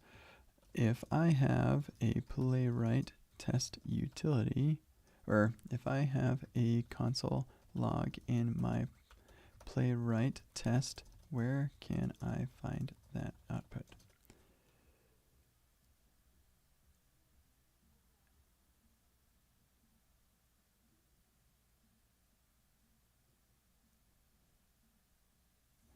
No, it doesn't know.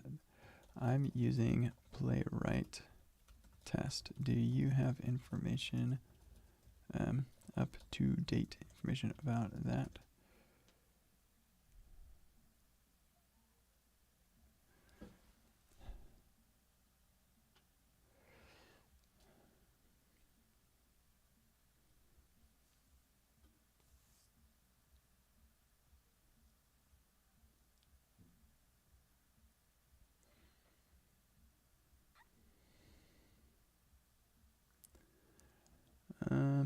No, I don't believe this is at all true, even a little bit. No. Thanks, though. Where does this go? All right, yeah, I've got another idea. Let's go with this.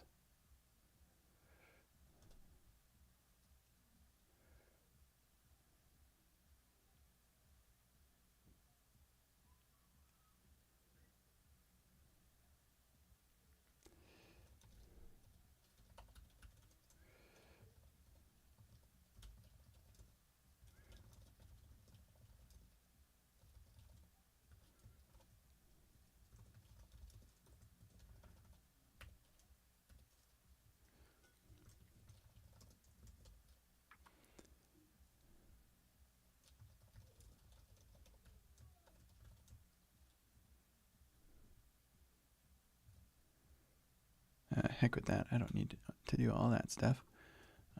This will be sufficient for me.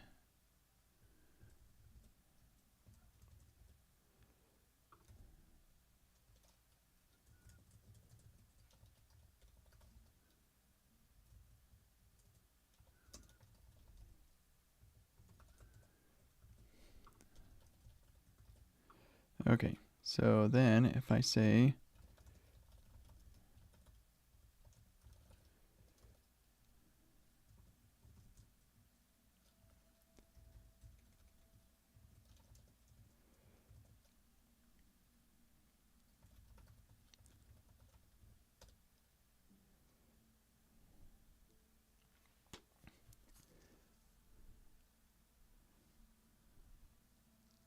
yeah, okay.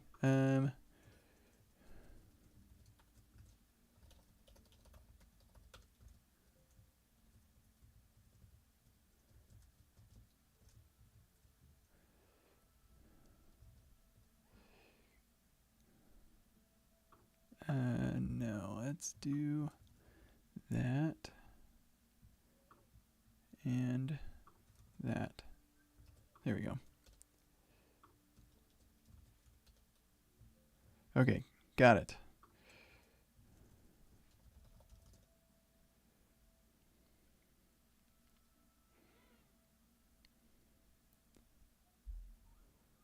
So the cookie value has the path and same site on there, but it's not going to have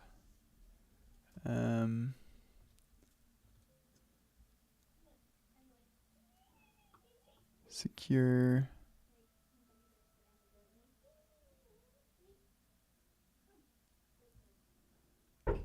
Oh, there's my daughter. I'll be right back.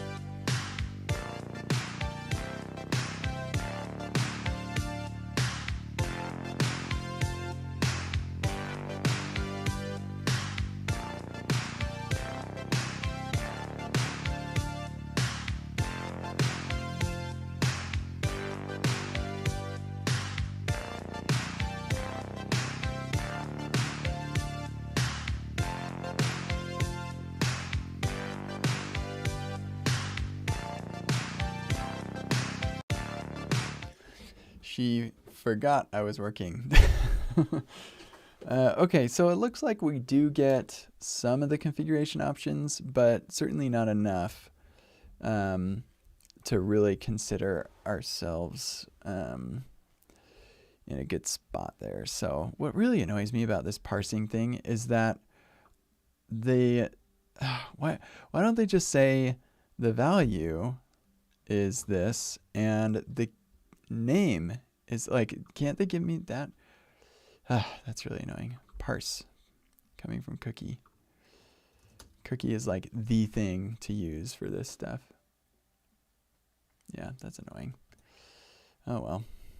Okay, so I think what we should do then is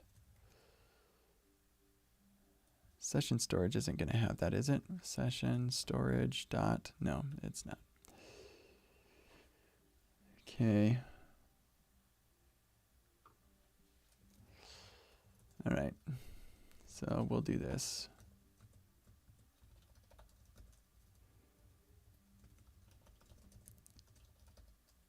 I don't normally do this, but it makes sense to me.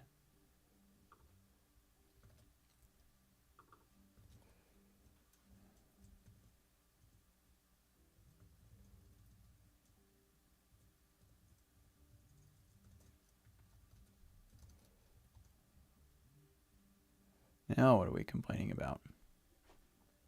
Ah, great.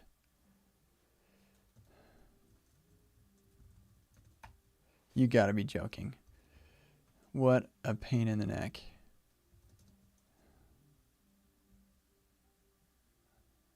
And there's no types coming out of parse. Ugh. Oh gosh. Why?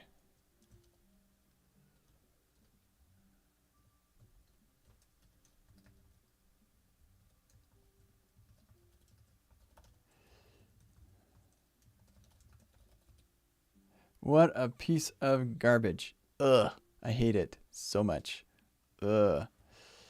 Okay, well, we've learned some things, and I can complain about it when we give the workshop. Be like, this wasn't my idea. I didn't make this package that is inconsistent with itself. See, this cookie gets its options straight from oh, whoops. Back it up.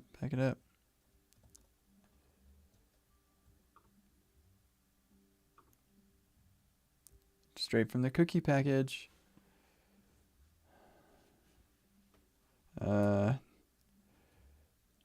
Yeah, see? It's same site. But then when it parses it, it's uppercase same site.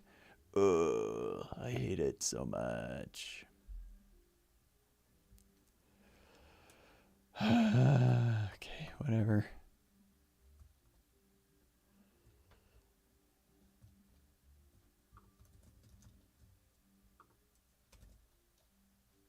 And you're complaining because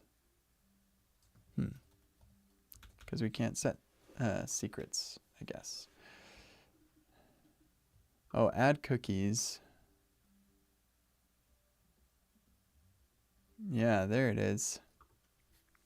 That's coming. That's the way that they do it. Oh gosh, how annoying is that? Oh. Well, bummer.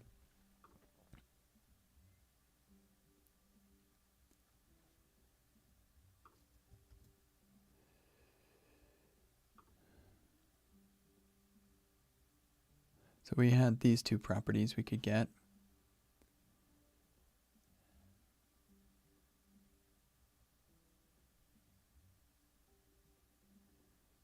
But yeah, okay, whatever. There's a little duplication. It stinks. Get over it. Okay, so the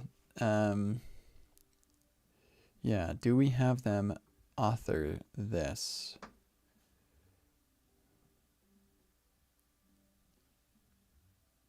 See, all this is like authentication related stuff.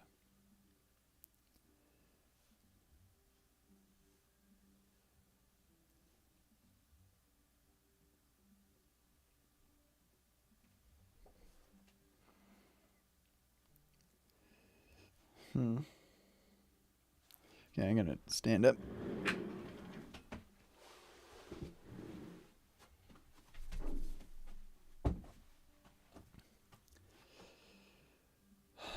Um,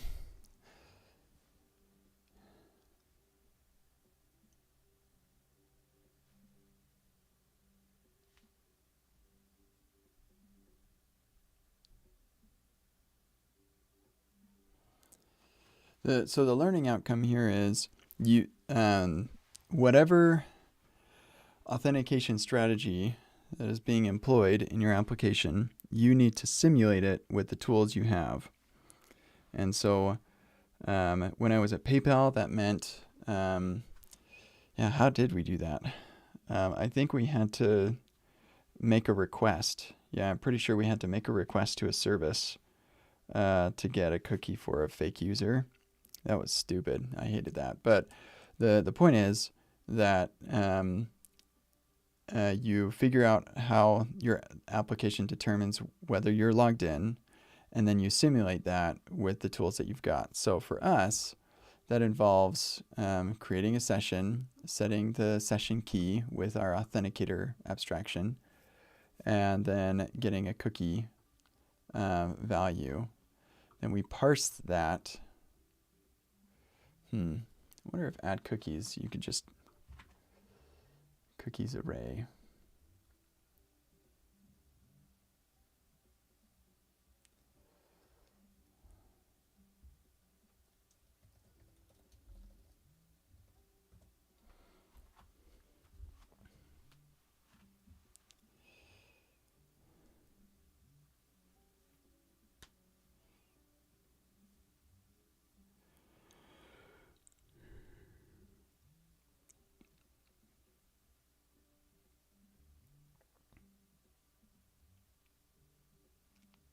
See, what I have done in the past, one thing that I tried was I would have special routes that were test routes that only, in my application, that only worked during tests, where you could hit it to, it would create a user and then log in or like create the cookie and send a set cookie header back.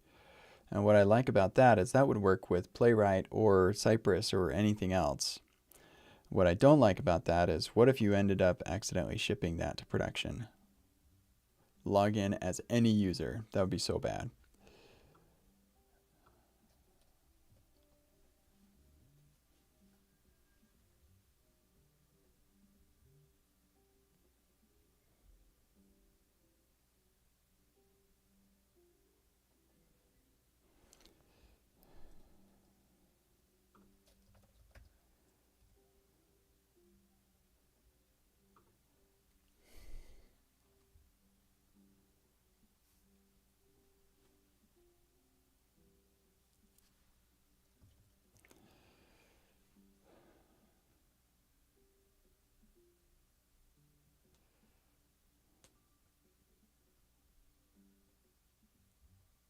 I just don't like the duplication here, that's all. I wish there were a way.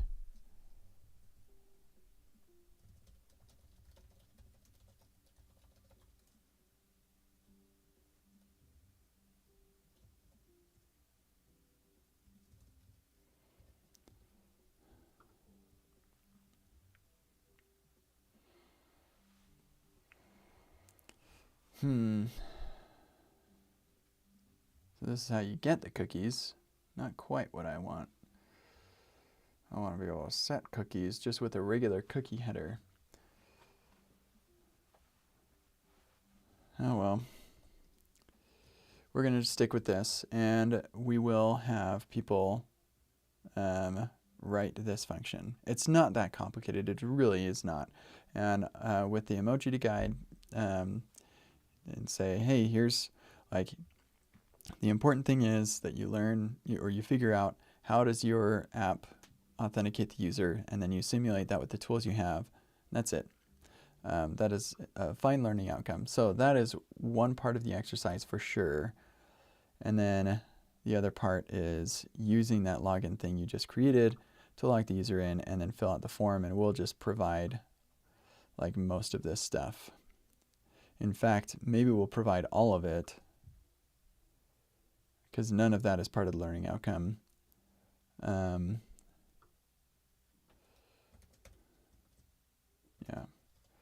and it's break time. I gotta take a break. Yeah, I'm pretty sure we just provide all of this stuff and just say, hey, we need you to figure out the login thing. Yep, okay. So implement login page. That's one exercise, maybe 2 or 3 parts. Okay. Yeah, all right. And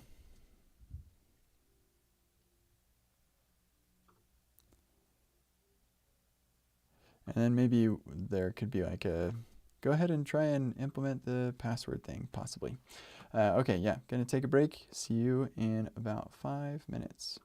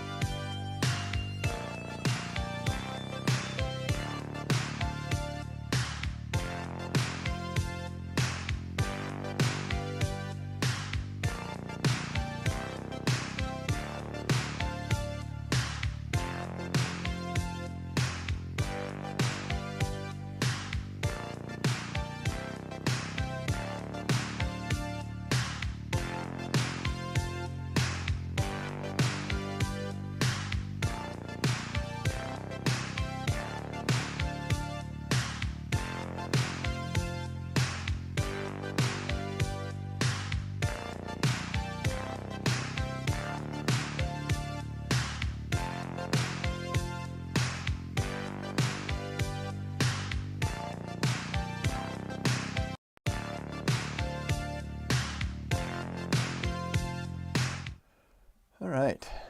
Let's see. Where are we off? So implement login page. Dun, dun, dun. And now, how to write a component test with vtest. Here we go. Now we've got to make a decision. Okay. Which component test? City combo box, or basic info, or both?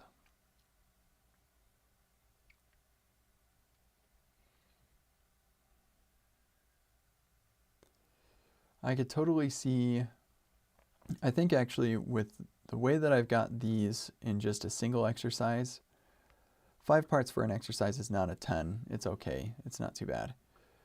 Could be better, but yeah, it should be fine. 3 parts is no problem at all. So having these two both should actually be okay.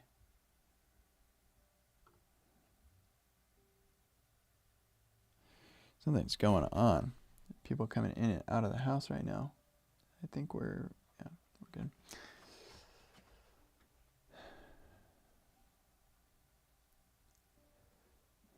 Yeah, so we do a component test, and then how to write a I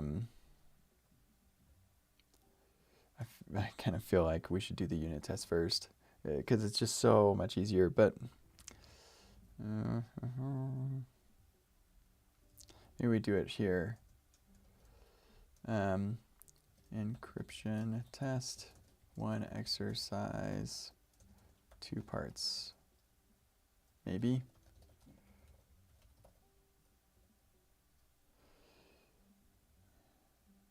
Yeah, I guess there's this bit that could be another part. This is part 1. Yeah, probably 2 parts. Component test, yeah, okay, so this would be our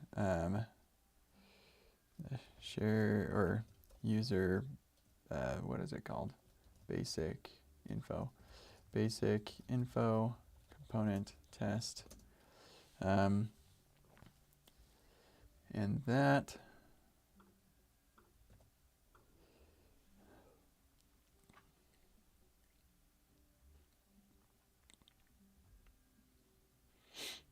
the setup is 1 part for sure. Maybe even an exercise by itself, but I don't think so. Yeah, just a part.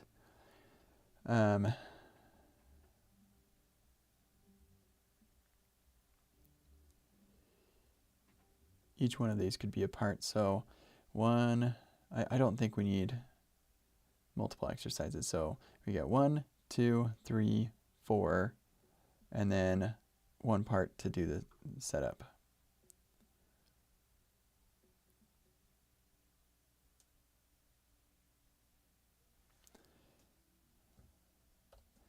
Yeah, okay, 1 exercise, 5 parts.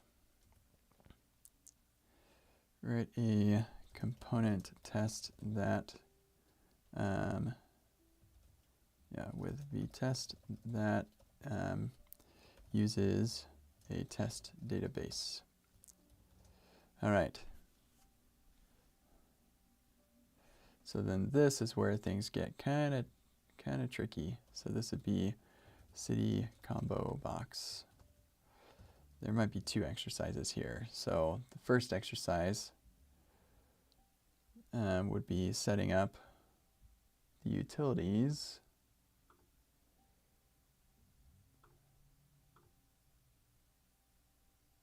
I hate that this is called test and this is called tests.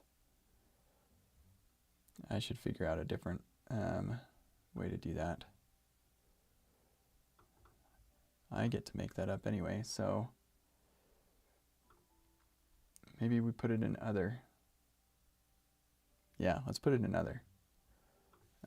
We call it test setup.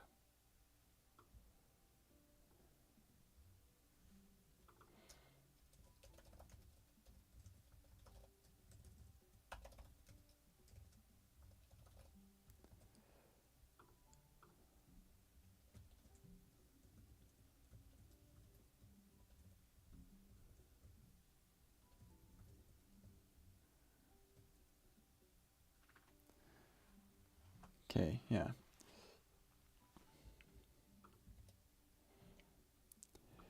Yeah, I also have a miscellaneous for utils. Yeah, it's just like dump it somewhere so it doesn't have to be in the root of the project. That's basically what it is. I hate it, but it could be worse.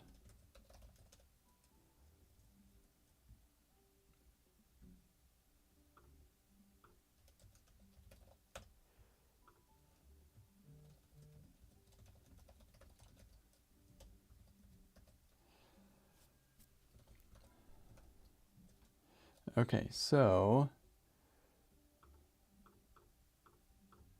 oops. The first part of this exercise would be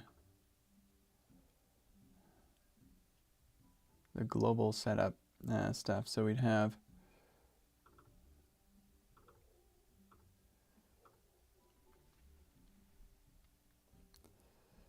I hate doing config stuff for exercises. Nobody configures stuff. So I think maybe the config is done, and you're responsible for this stuff. I'm going to rewrite this. This is going to be from FS Extra.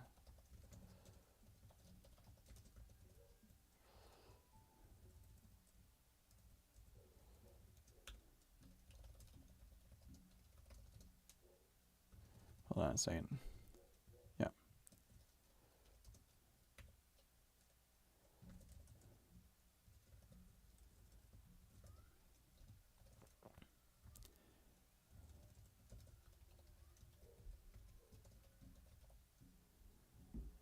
What's the difference between path and file? Jesus.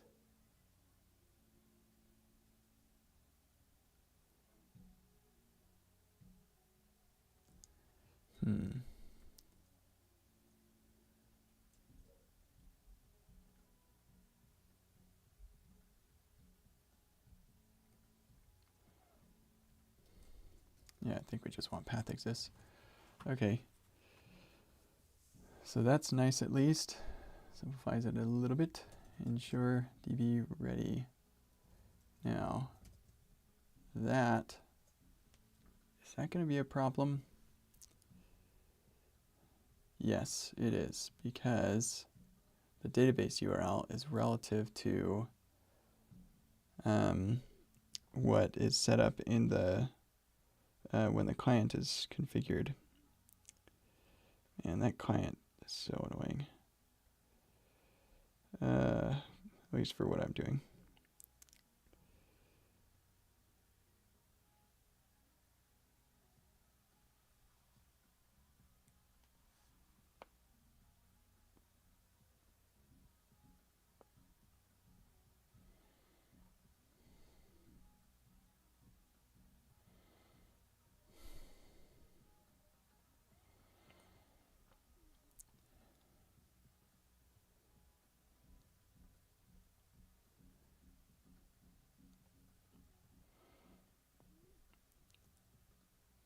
Yeah, we can't use a relative path.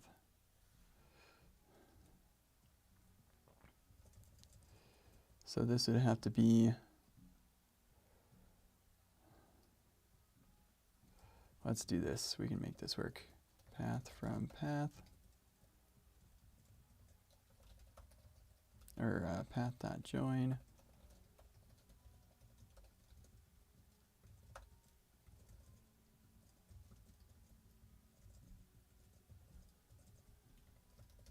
There we go. That'll do it.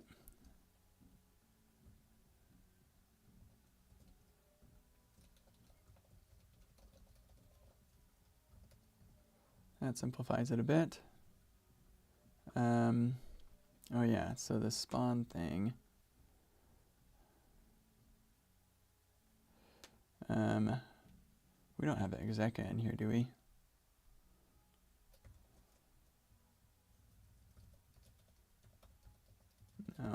I don't want to bring it in just for this.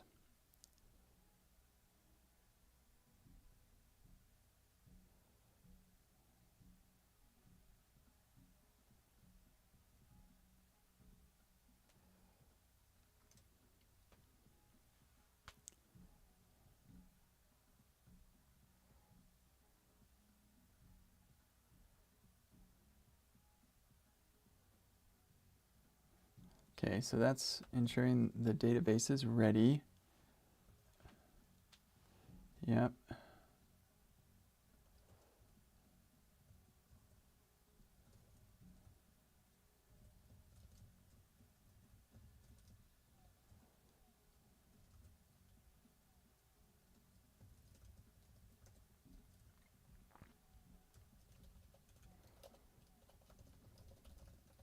Now we don't need to do that stupid export thing. That's nice.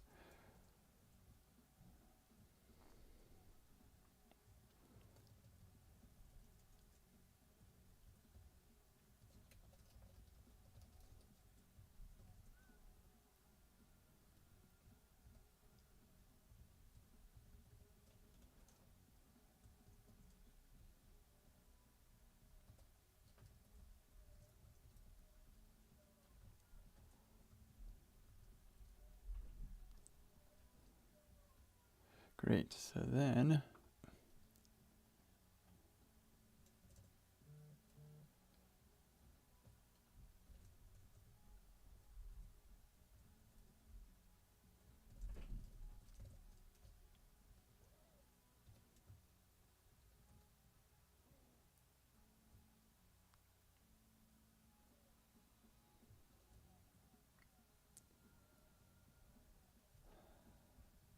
this global setup, I think we could actually get this to work if we do env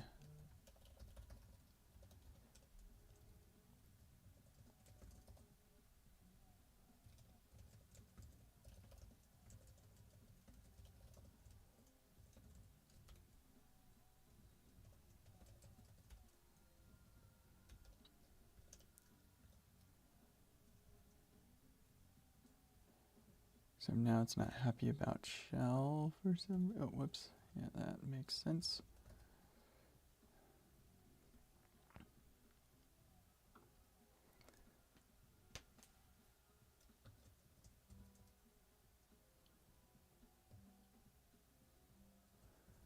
Where's this get user cookie being used? It's not at all. That's interesting. Even in Rocket Rental?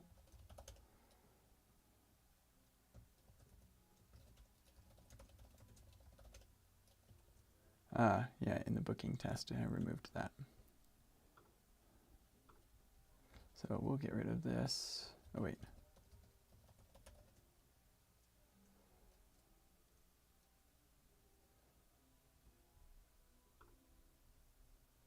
Yeah, okay, so we can get rid of the utils.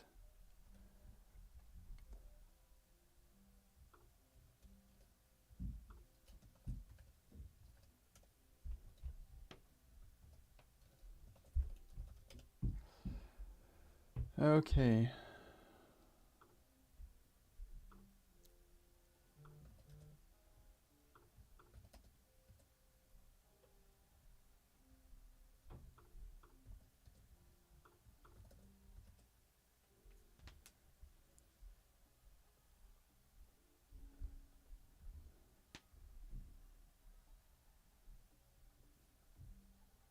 Oh, and we don't want that .db on there.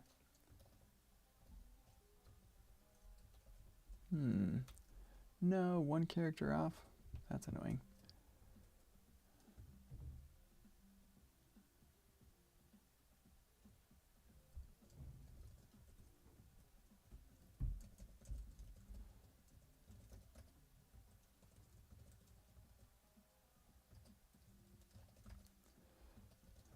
If we're going to do it that way, we may as well just do it that way.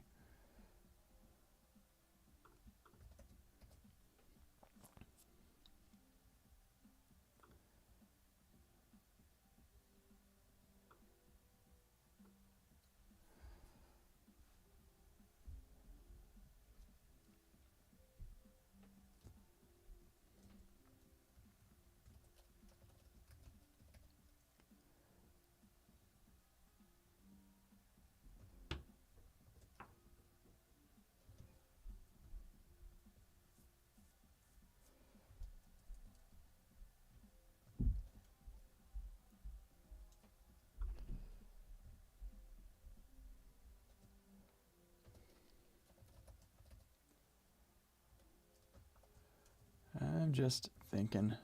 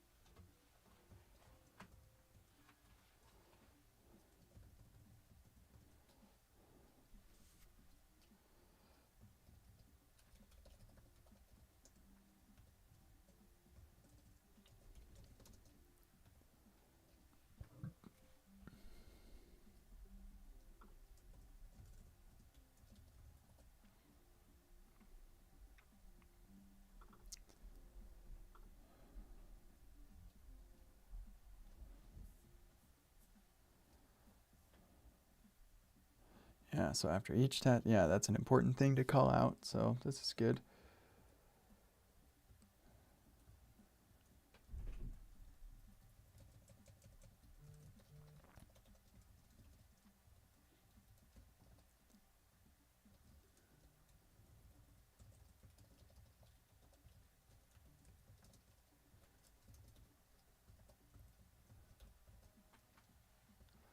Yeah, okay, I like this paths thing.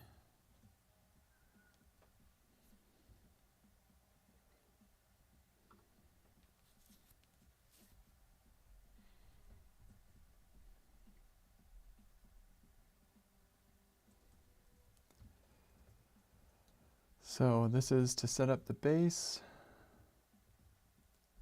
and this sets up env vars.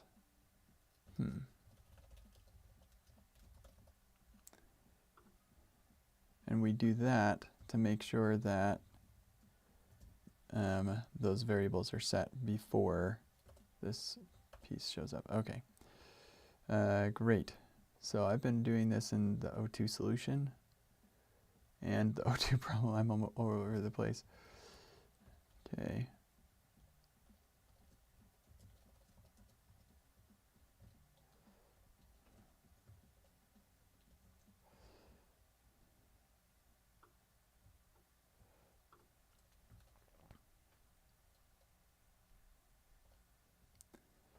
And set up testing v, I don't think changed. Oh yeah, it did. Okay, good.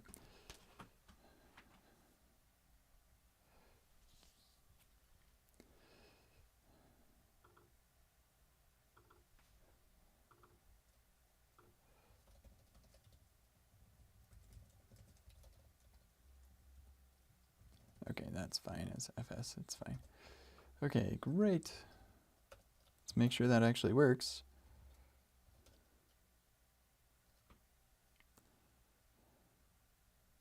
Uh-huh.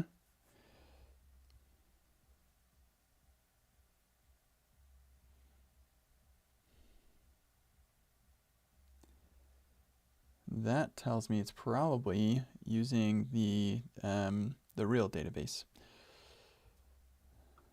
So let's just check on that.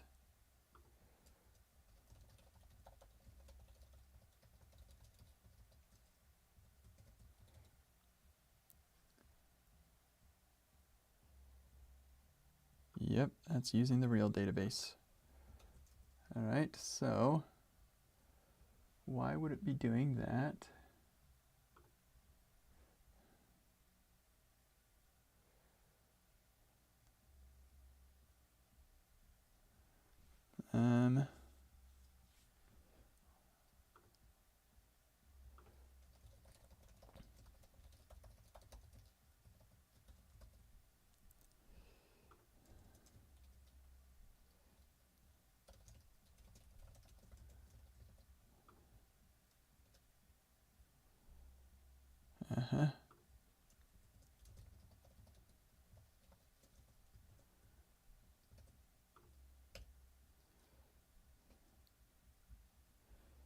Yeah, okay. So the database path, the env is not getting set properly. Huh. That was a mistake. That is not what this file should look like. It should look like that. There we go. There we go. Try that. There we go. Now it's working.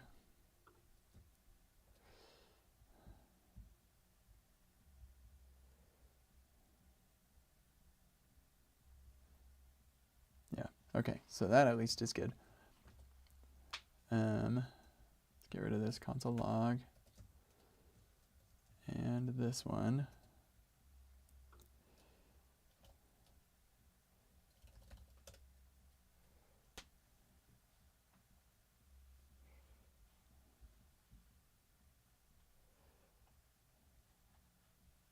Aha, invalid. Find many doesn't exist. That tells me that there's something wrong with the base. Undefined. Oh dear.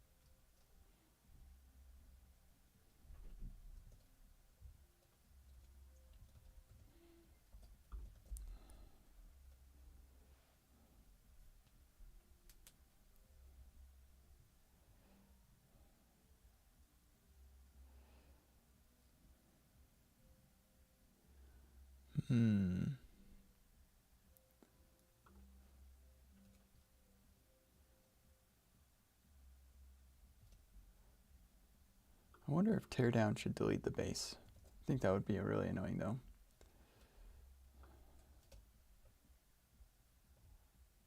There we go.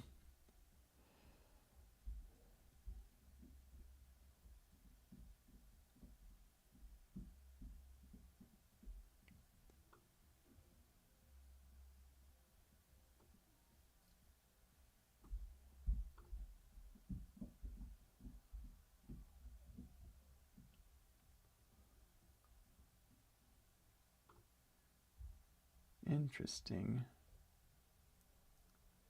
That undefined right there.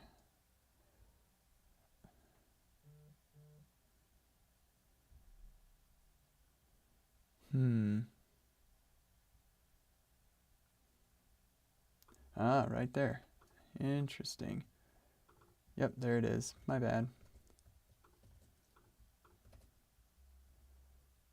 Let's get rid of the undefined, get rid of the test. Try it again. I think it'll work. Oh, something else broke. Yeah,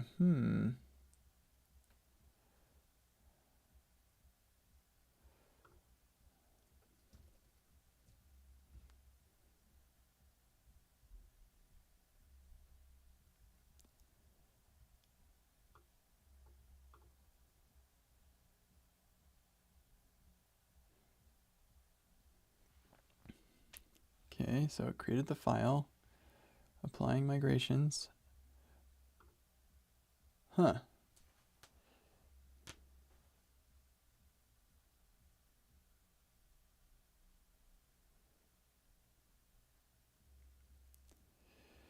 Yeah, I can answer that, Fubar. So, it is a little expensive. The setup process is going to take half a second. Like it's pretty quick, and then thereafter it doesn't have to create these anew every time.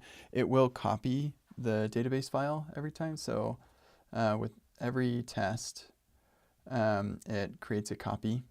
That's going to be super fast too. It's not a very big file, so you get a lot of benefit by just like hitting the real database.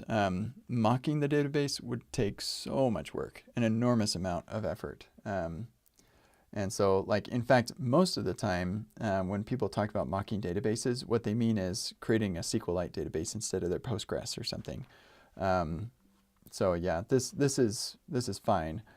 It's not going to be a problem.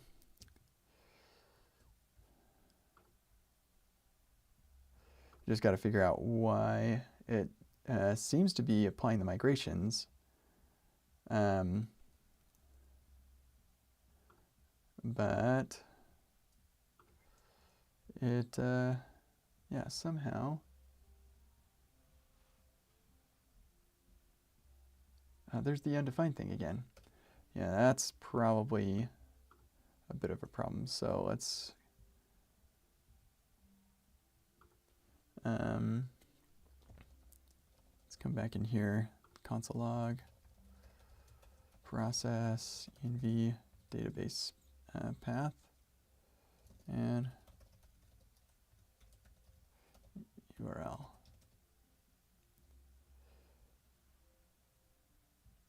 That was interesting. File undefined. Boom. Something. It's something stupid. Database URL. Database path.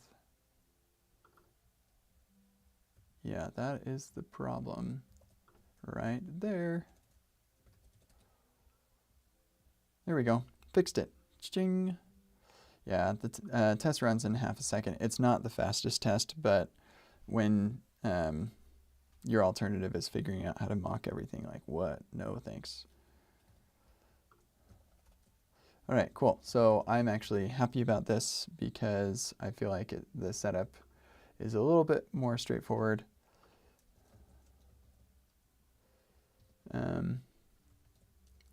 Database file.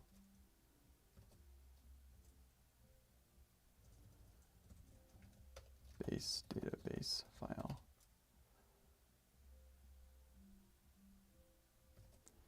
There we go. I think that looks a lot cleaner. It's all in one line.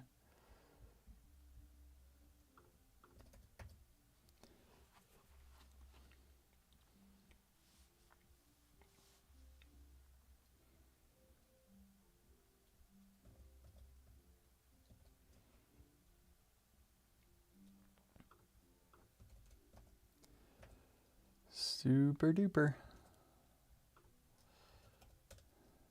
So now if I run the test, because we already have the database set up, it's pretty quick. I mean, we don't have a lot of tests, so having it run in almost 2 seconds is not like the fastest thing in the world, but it's all right.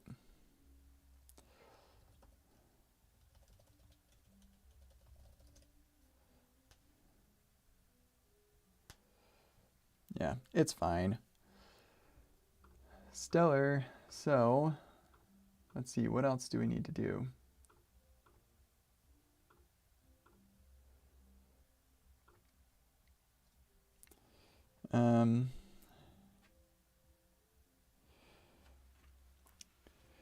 It just occurred to me, if you want to run the tests in the browser, well, if you want to do that, be my guest.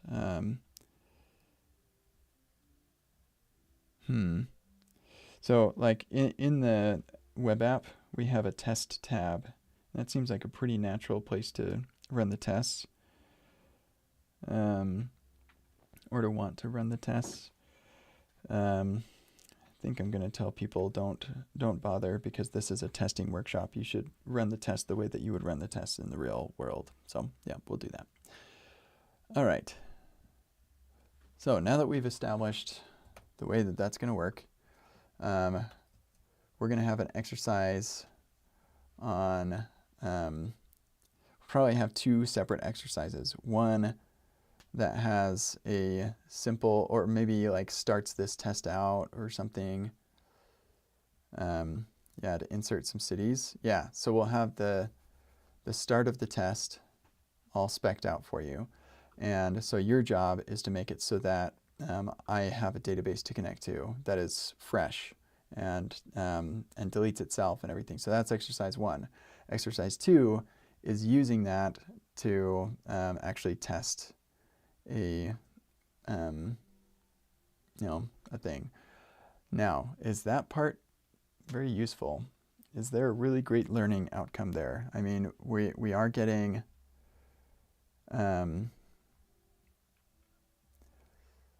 like is there anything extra in here?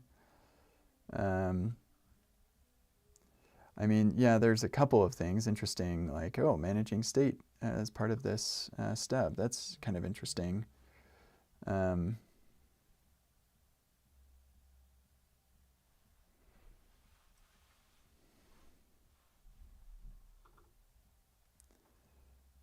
Yeah, calling the loader directly. That's pretty cool.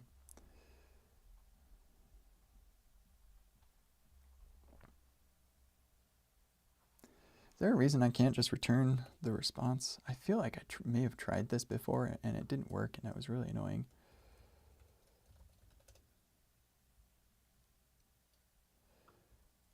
So what if I change this to just loader? TypeScript isn't happy about it, but yes, that's what I want. Okay, so the TypeScript's not happy about it because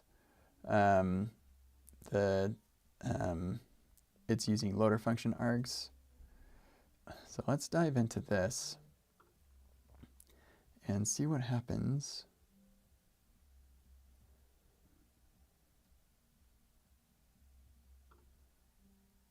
What the devil? Okay, no.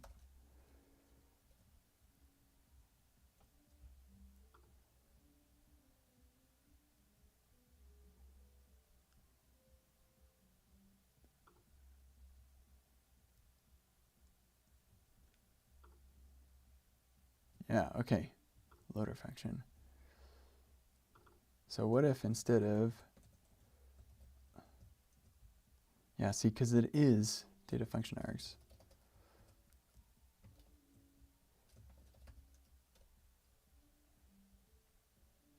No, it's still not happy about that.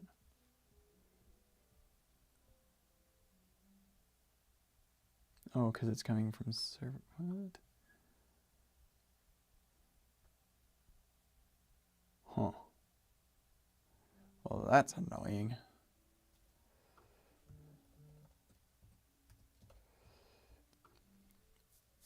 All right, so we're just going to say ts expect error.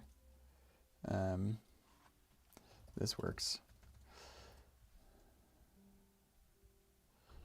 Okay, so now we're going to make an issue on remix. Let's not skip their template. Bug report. Typings for create remix stub should allow passing a regular loader. What version? 15, I think. 1.15. Oh man. 1.15.0. Yeah.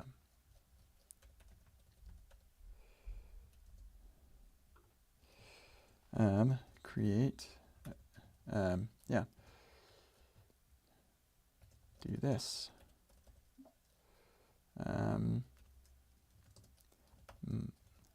App routes. Example tsx. Export function. Loader. Data function args.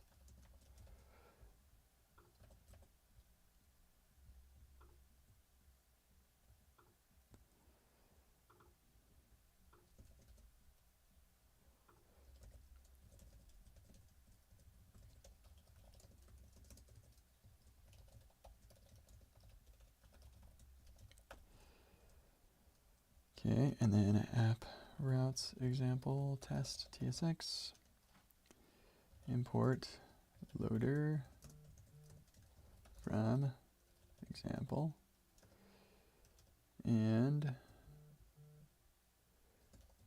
create stub. Actually, you know what? I bet I could do this in here.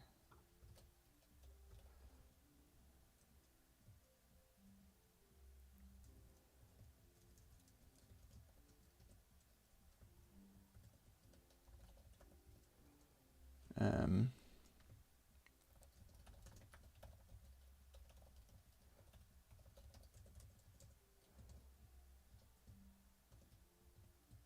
on. There.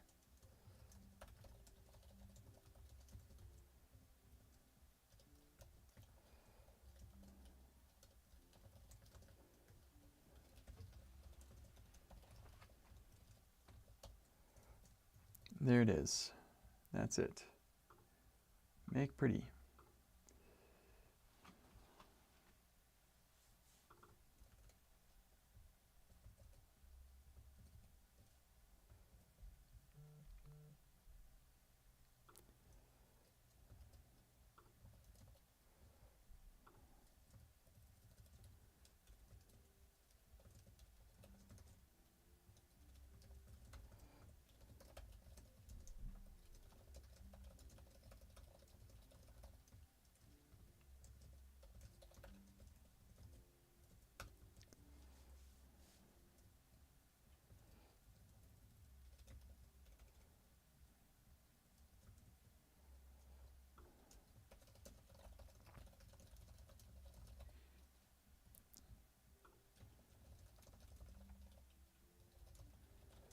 Okay, and the error is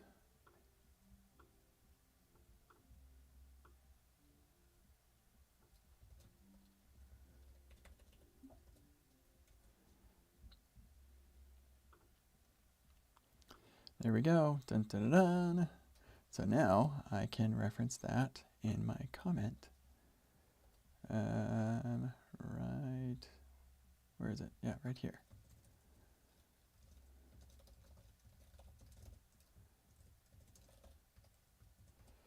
Cool. That's way better. Glad that works.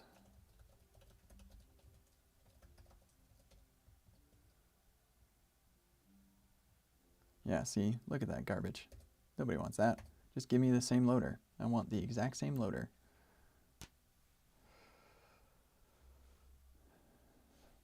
Do I need the ID? Is that necessary? I don't think it's necessary. Pretty sure it's not necessary. Get rid of that thing.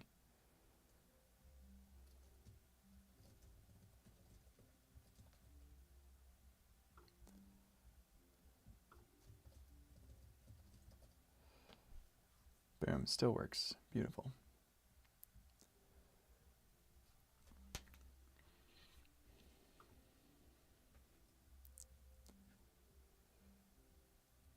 Okay, great. So I'm starting to think that actually we just provide this whole thing, and your job is just to make the test database. Now the question is, do I really want to end the workshop on creating a test database? How boring is that? But I probably, yeah, create a test database. One exercise, like 4 parts probably. Let's evaluate a little bit further on that. Delete this undefined nonsense.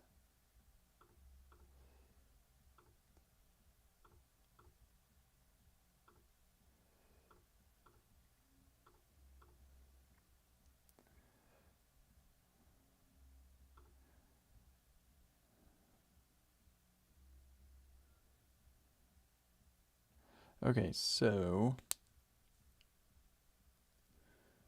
the problem statement is, well, I'll think about this a little bit more after the break. So I'm gonna take a break now, and when I come back, I'll only have a couple minutes before the day's over. So see you in a bit.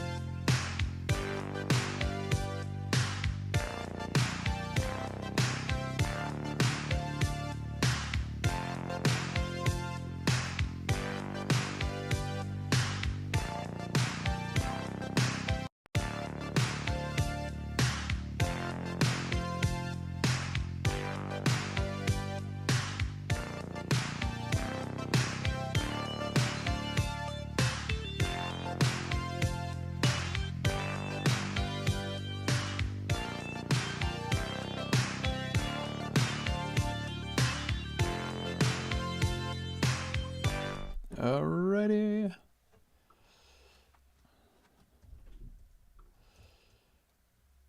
Yeah, so we were going to evaluate the parts that needed, or how many parts we'd actually have. So I'm fine having this piece be done, I think. Seems pretty reasonable to have that done. I think the setup in vvars and import paths, install globals, that's probably fine to keep, have done already. Yeah, so database path, that part they will do. This part, whoops. Yeah, all of that they will do. This they will do. This they will do. And this they will do. So we'll do the global setup first.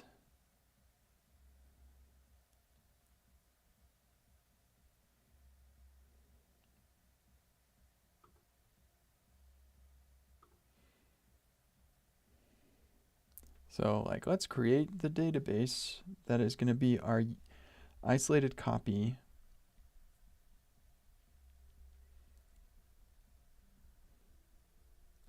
And we're going to do it in the global setup so that it doesn't have to run on every test. I normally like to do the simple thing, and then there are problems, and we solve those problems, and we just keep solving problems until all the problems are solved. So the simpler thing would be to say, in our setup tests, we do this generate stuff. So we would do that first.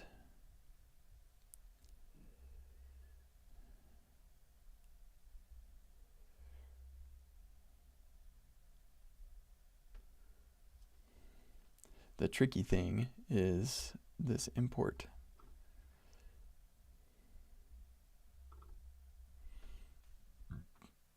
Actually, no. Well, we'll figure it out. Okay, so that will be probably 4 parts. We'll see.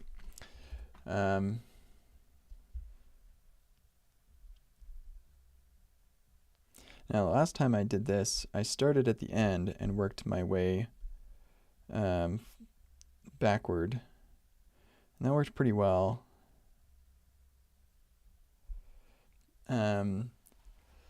This time I'm thinking maybe I'll start at the beginning and work my way forward. I think that might be easier. Things are pretty isolated here. We're not working in the same file and things.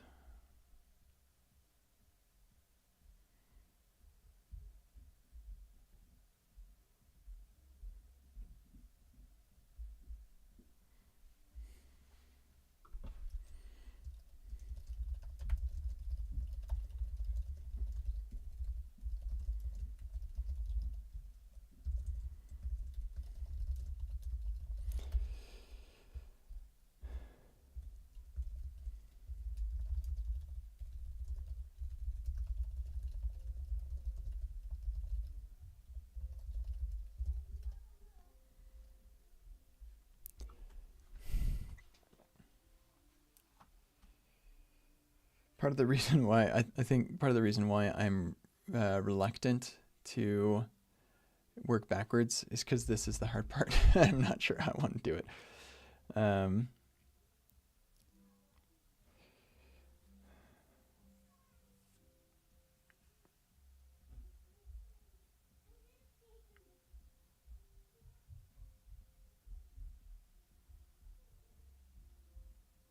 All right, yeah, but that's what we're gonna do. We're gonna work backwards. It's better.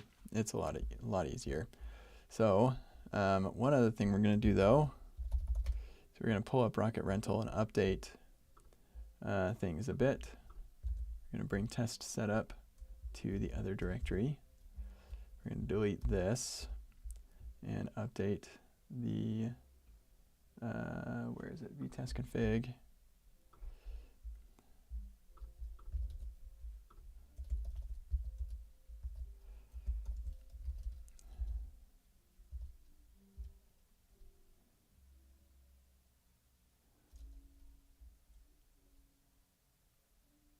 Right. Dang, that kind of messes things up a little bit. Yeah, where should we put those test utils?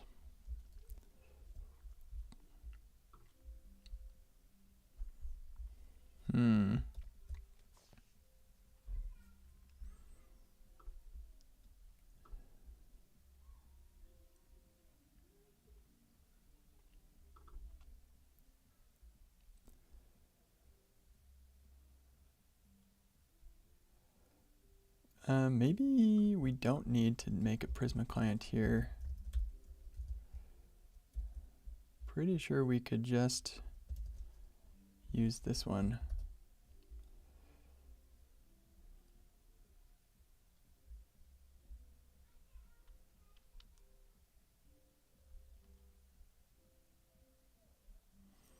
Yeah, but we can't use this test utils.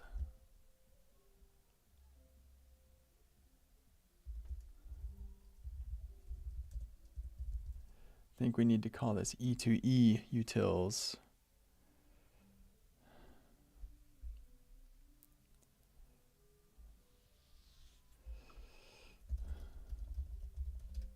We're going to run the end-to-end test with that Prisma change.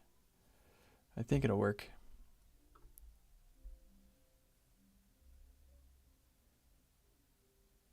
Oh, it is failing.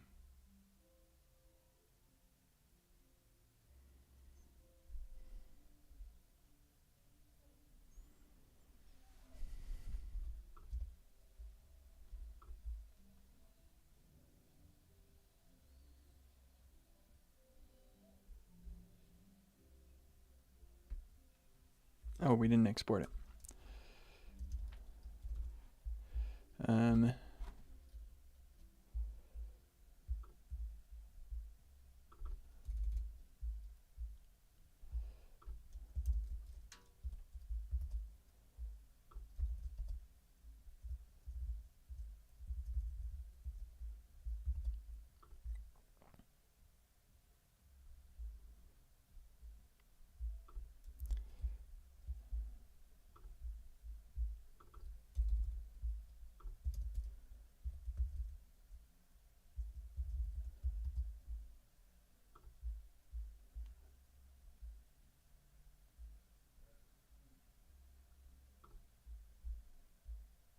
All right, that should work now. But yeah, I still don't know where I'm going to put the test utils.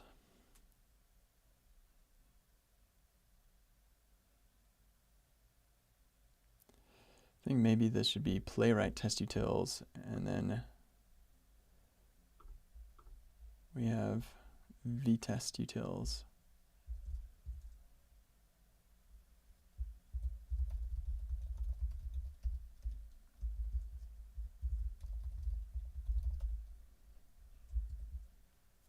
I'm going to wait until those tests finish, but I'm pretty sure that's what we're going to do.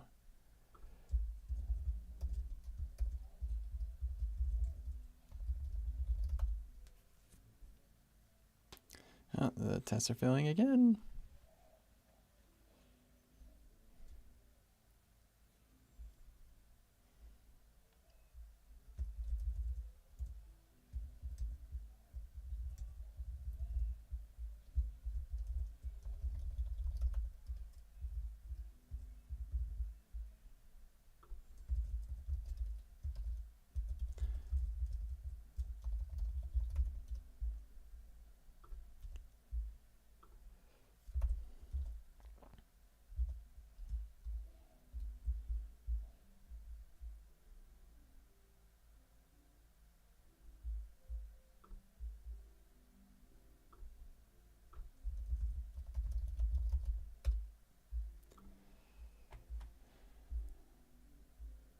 Something weird is going on there, but I'm going to try it in here because I'm pretty certain this will work.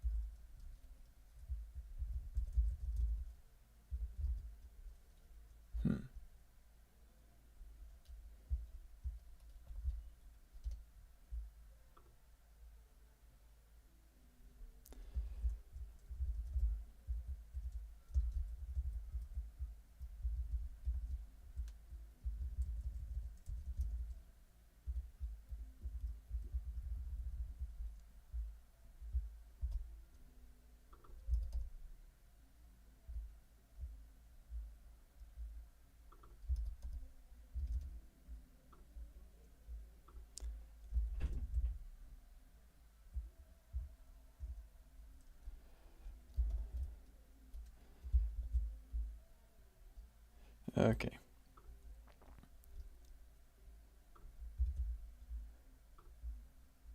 I just made a bunch of changes to the solution. We're going to just copy paste them all over here to the problem. Okay, so this had a bunch of failures.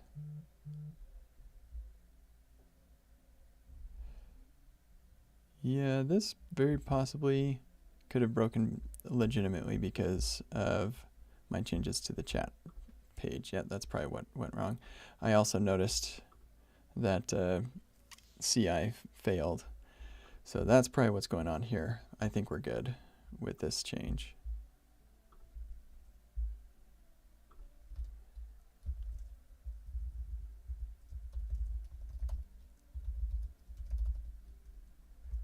Maybe we call it playwright utils. Yep.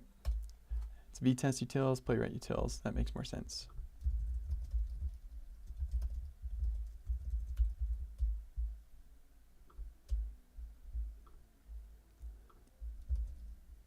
We're getting a failed test there.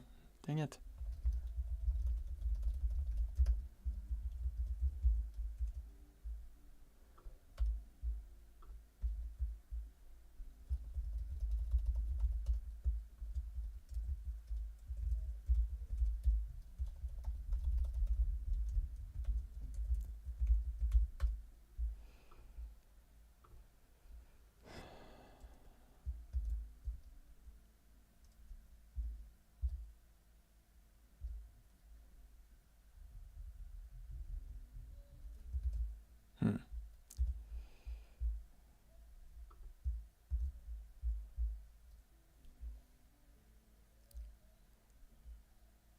That's interesting.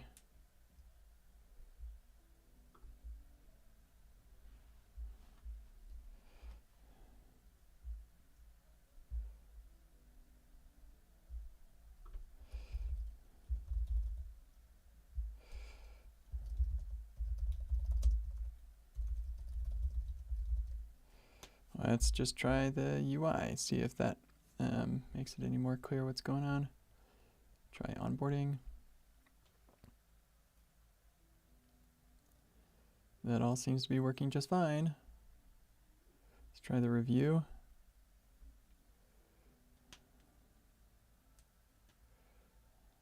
That one's interesting. I think I might know what's going on there. The test is probably running against the wrong database.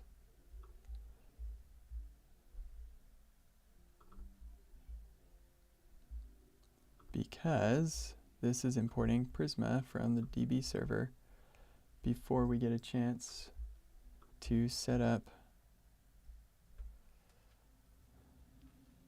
Well, no, we run against the real DB in these tests. These tests run against the real DB.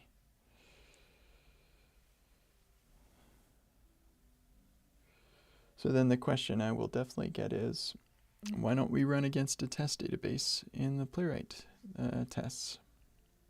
Good question. We probably should. But at the same time, I really, really like being able to run the server and then run Playwright against my running server. So that's the answer, that's why. Okay. It just makes logs much easier, a bunch of stuff.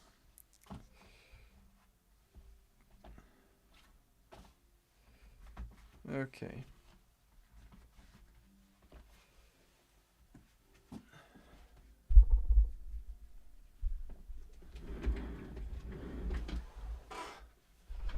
I have 4 minutes. Why did I take all that time to sit down? I don't know what's going on. It is unclear to me.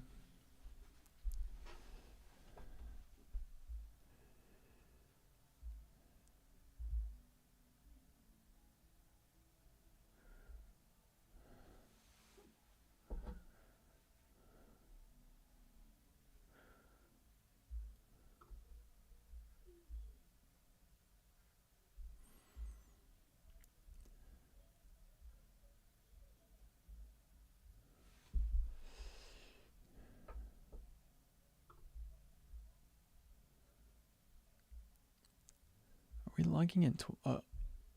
Oh, right. Yeah, the review test does do that.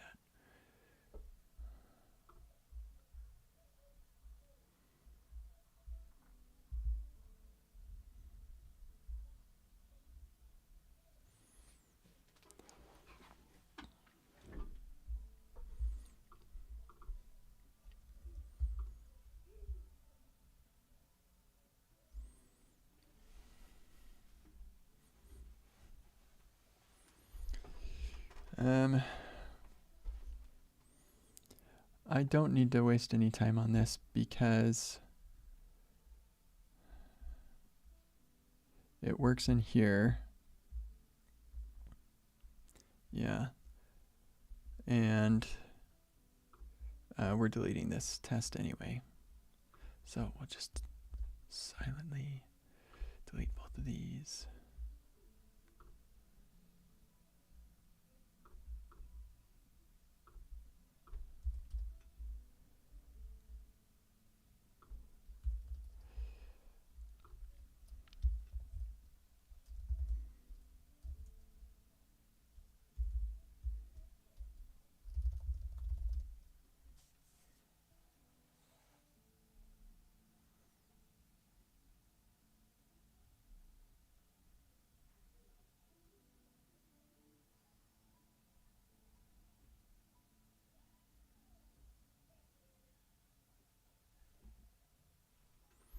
Good stuff.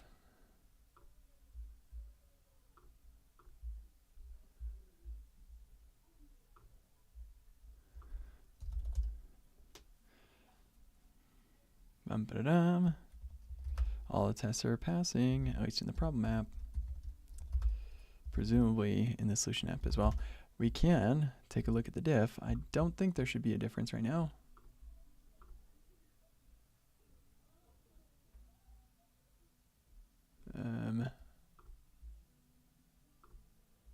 No changes. Boom. Sweet. All right. Outline and fix up some things. All right. Let's see with the no time that I've got left. See if we can figure out the chat tests over here.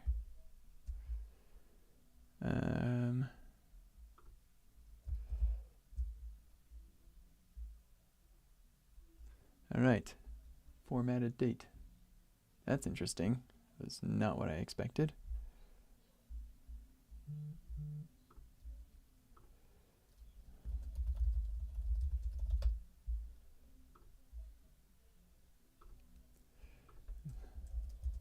That makes sense.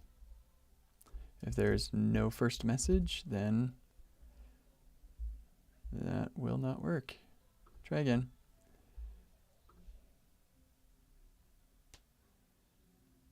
Boy, that looks no good. But it passes. Hooray! Update test related utils.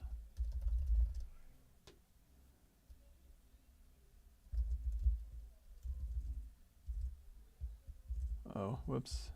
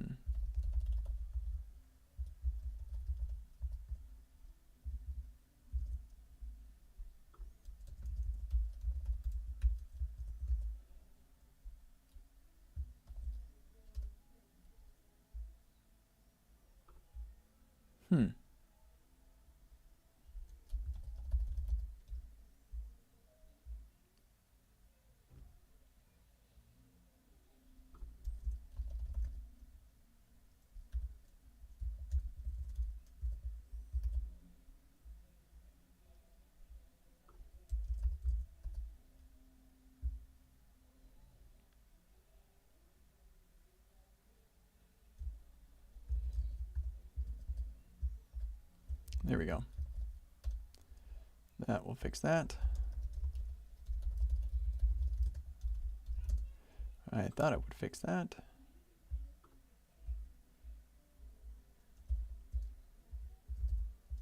Oh, right. Yeah, rats.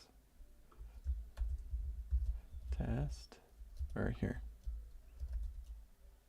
Ah, great. Easiest way to do this would be just look back at the commit.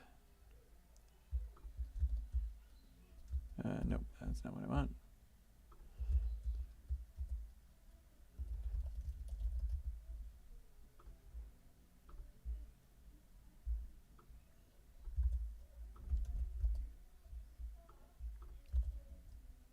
There we go, now it's happy. Fix vtest utils. Now Git's not going to like that, and it will not recognize this as a rename. Oh well. There's not much in there anyway.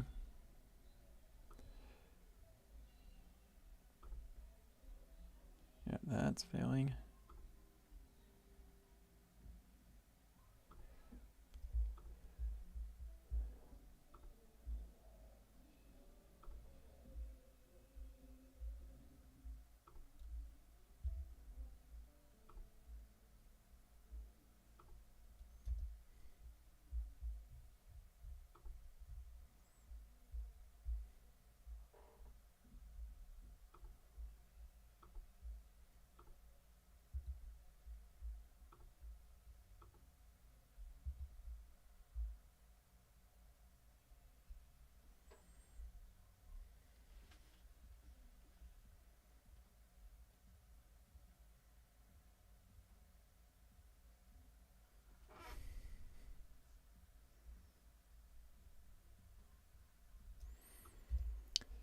Okay, those tests are failing. Should probably run them locally.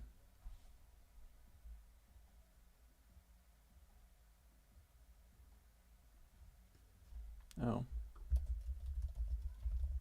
I guess I had another one of those.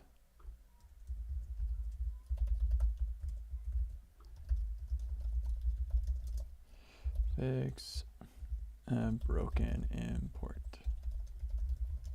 I didn't realize that I had two of those.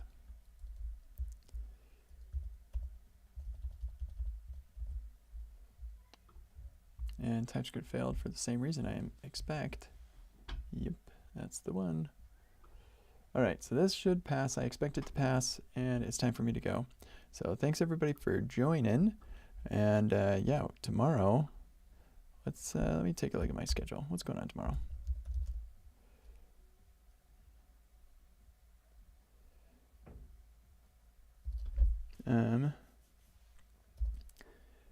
Yeah, tomorrow I've got office hours in the morning. I'm on a podcast before that. That's exciting. And then I've got an eye doctor appointment in the afternoon. Ugh. And I'm not going to have time to do all the stuff I need to do. At least I know I have things organized. I know what I'm teaching, and that helps a lot. So yeah, I will be live streaming tomorrow. Office hours, of course, and then a little bit after that. And then, yeah, and Friday I'll be streaming all day as well. So look forward to that. And thanks everybody for joining. Looks like things are going to pass. I may as well just wait. It's not going to take too much longer, I expect. Let's see, how long does that step normally take? Playwright took 2.5 minutes. Okay, so we're almost there. Let's just close things down.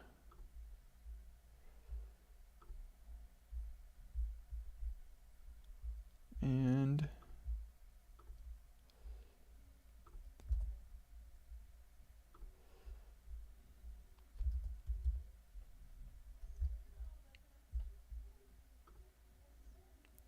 it's still installing the browsers. Setting up database, caching, build, cache key not found for input keys, probably because the last one failed, maybe. I'm not sure why that would be. Maybe I changed the path of the database. We'll have to look at that eventually.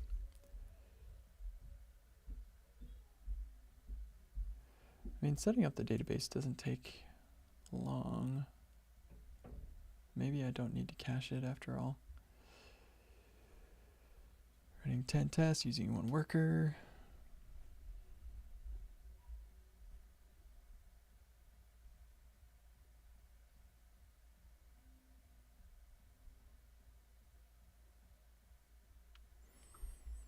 And now we're deploying. Sweet. No flaky tests whatsoever. That is a great sight. And now it's deploying. This will take a minute or so. So yeah, that's it. Thanks everybody. See you all tomorrow. Bye.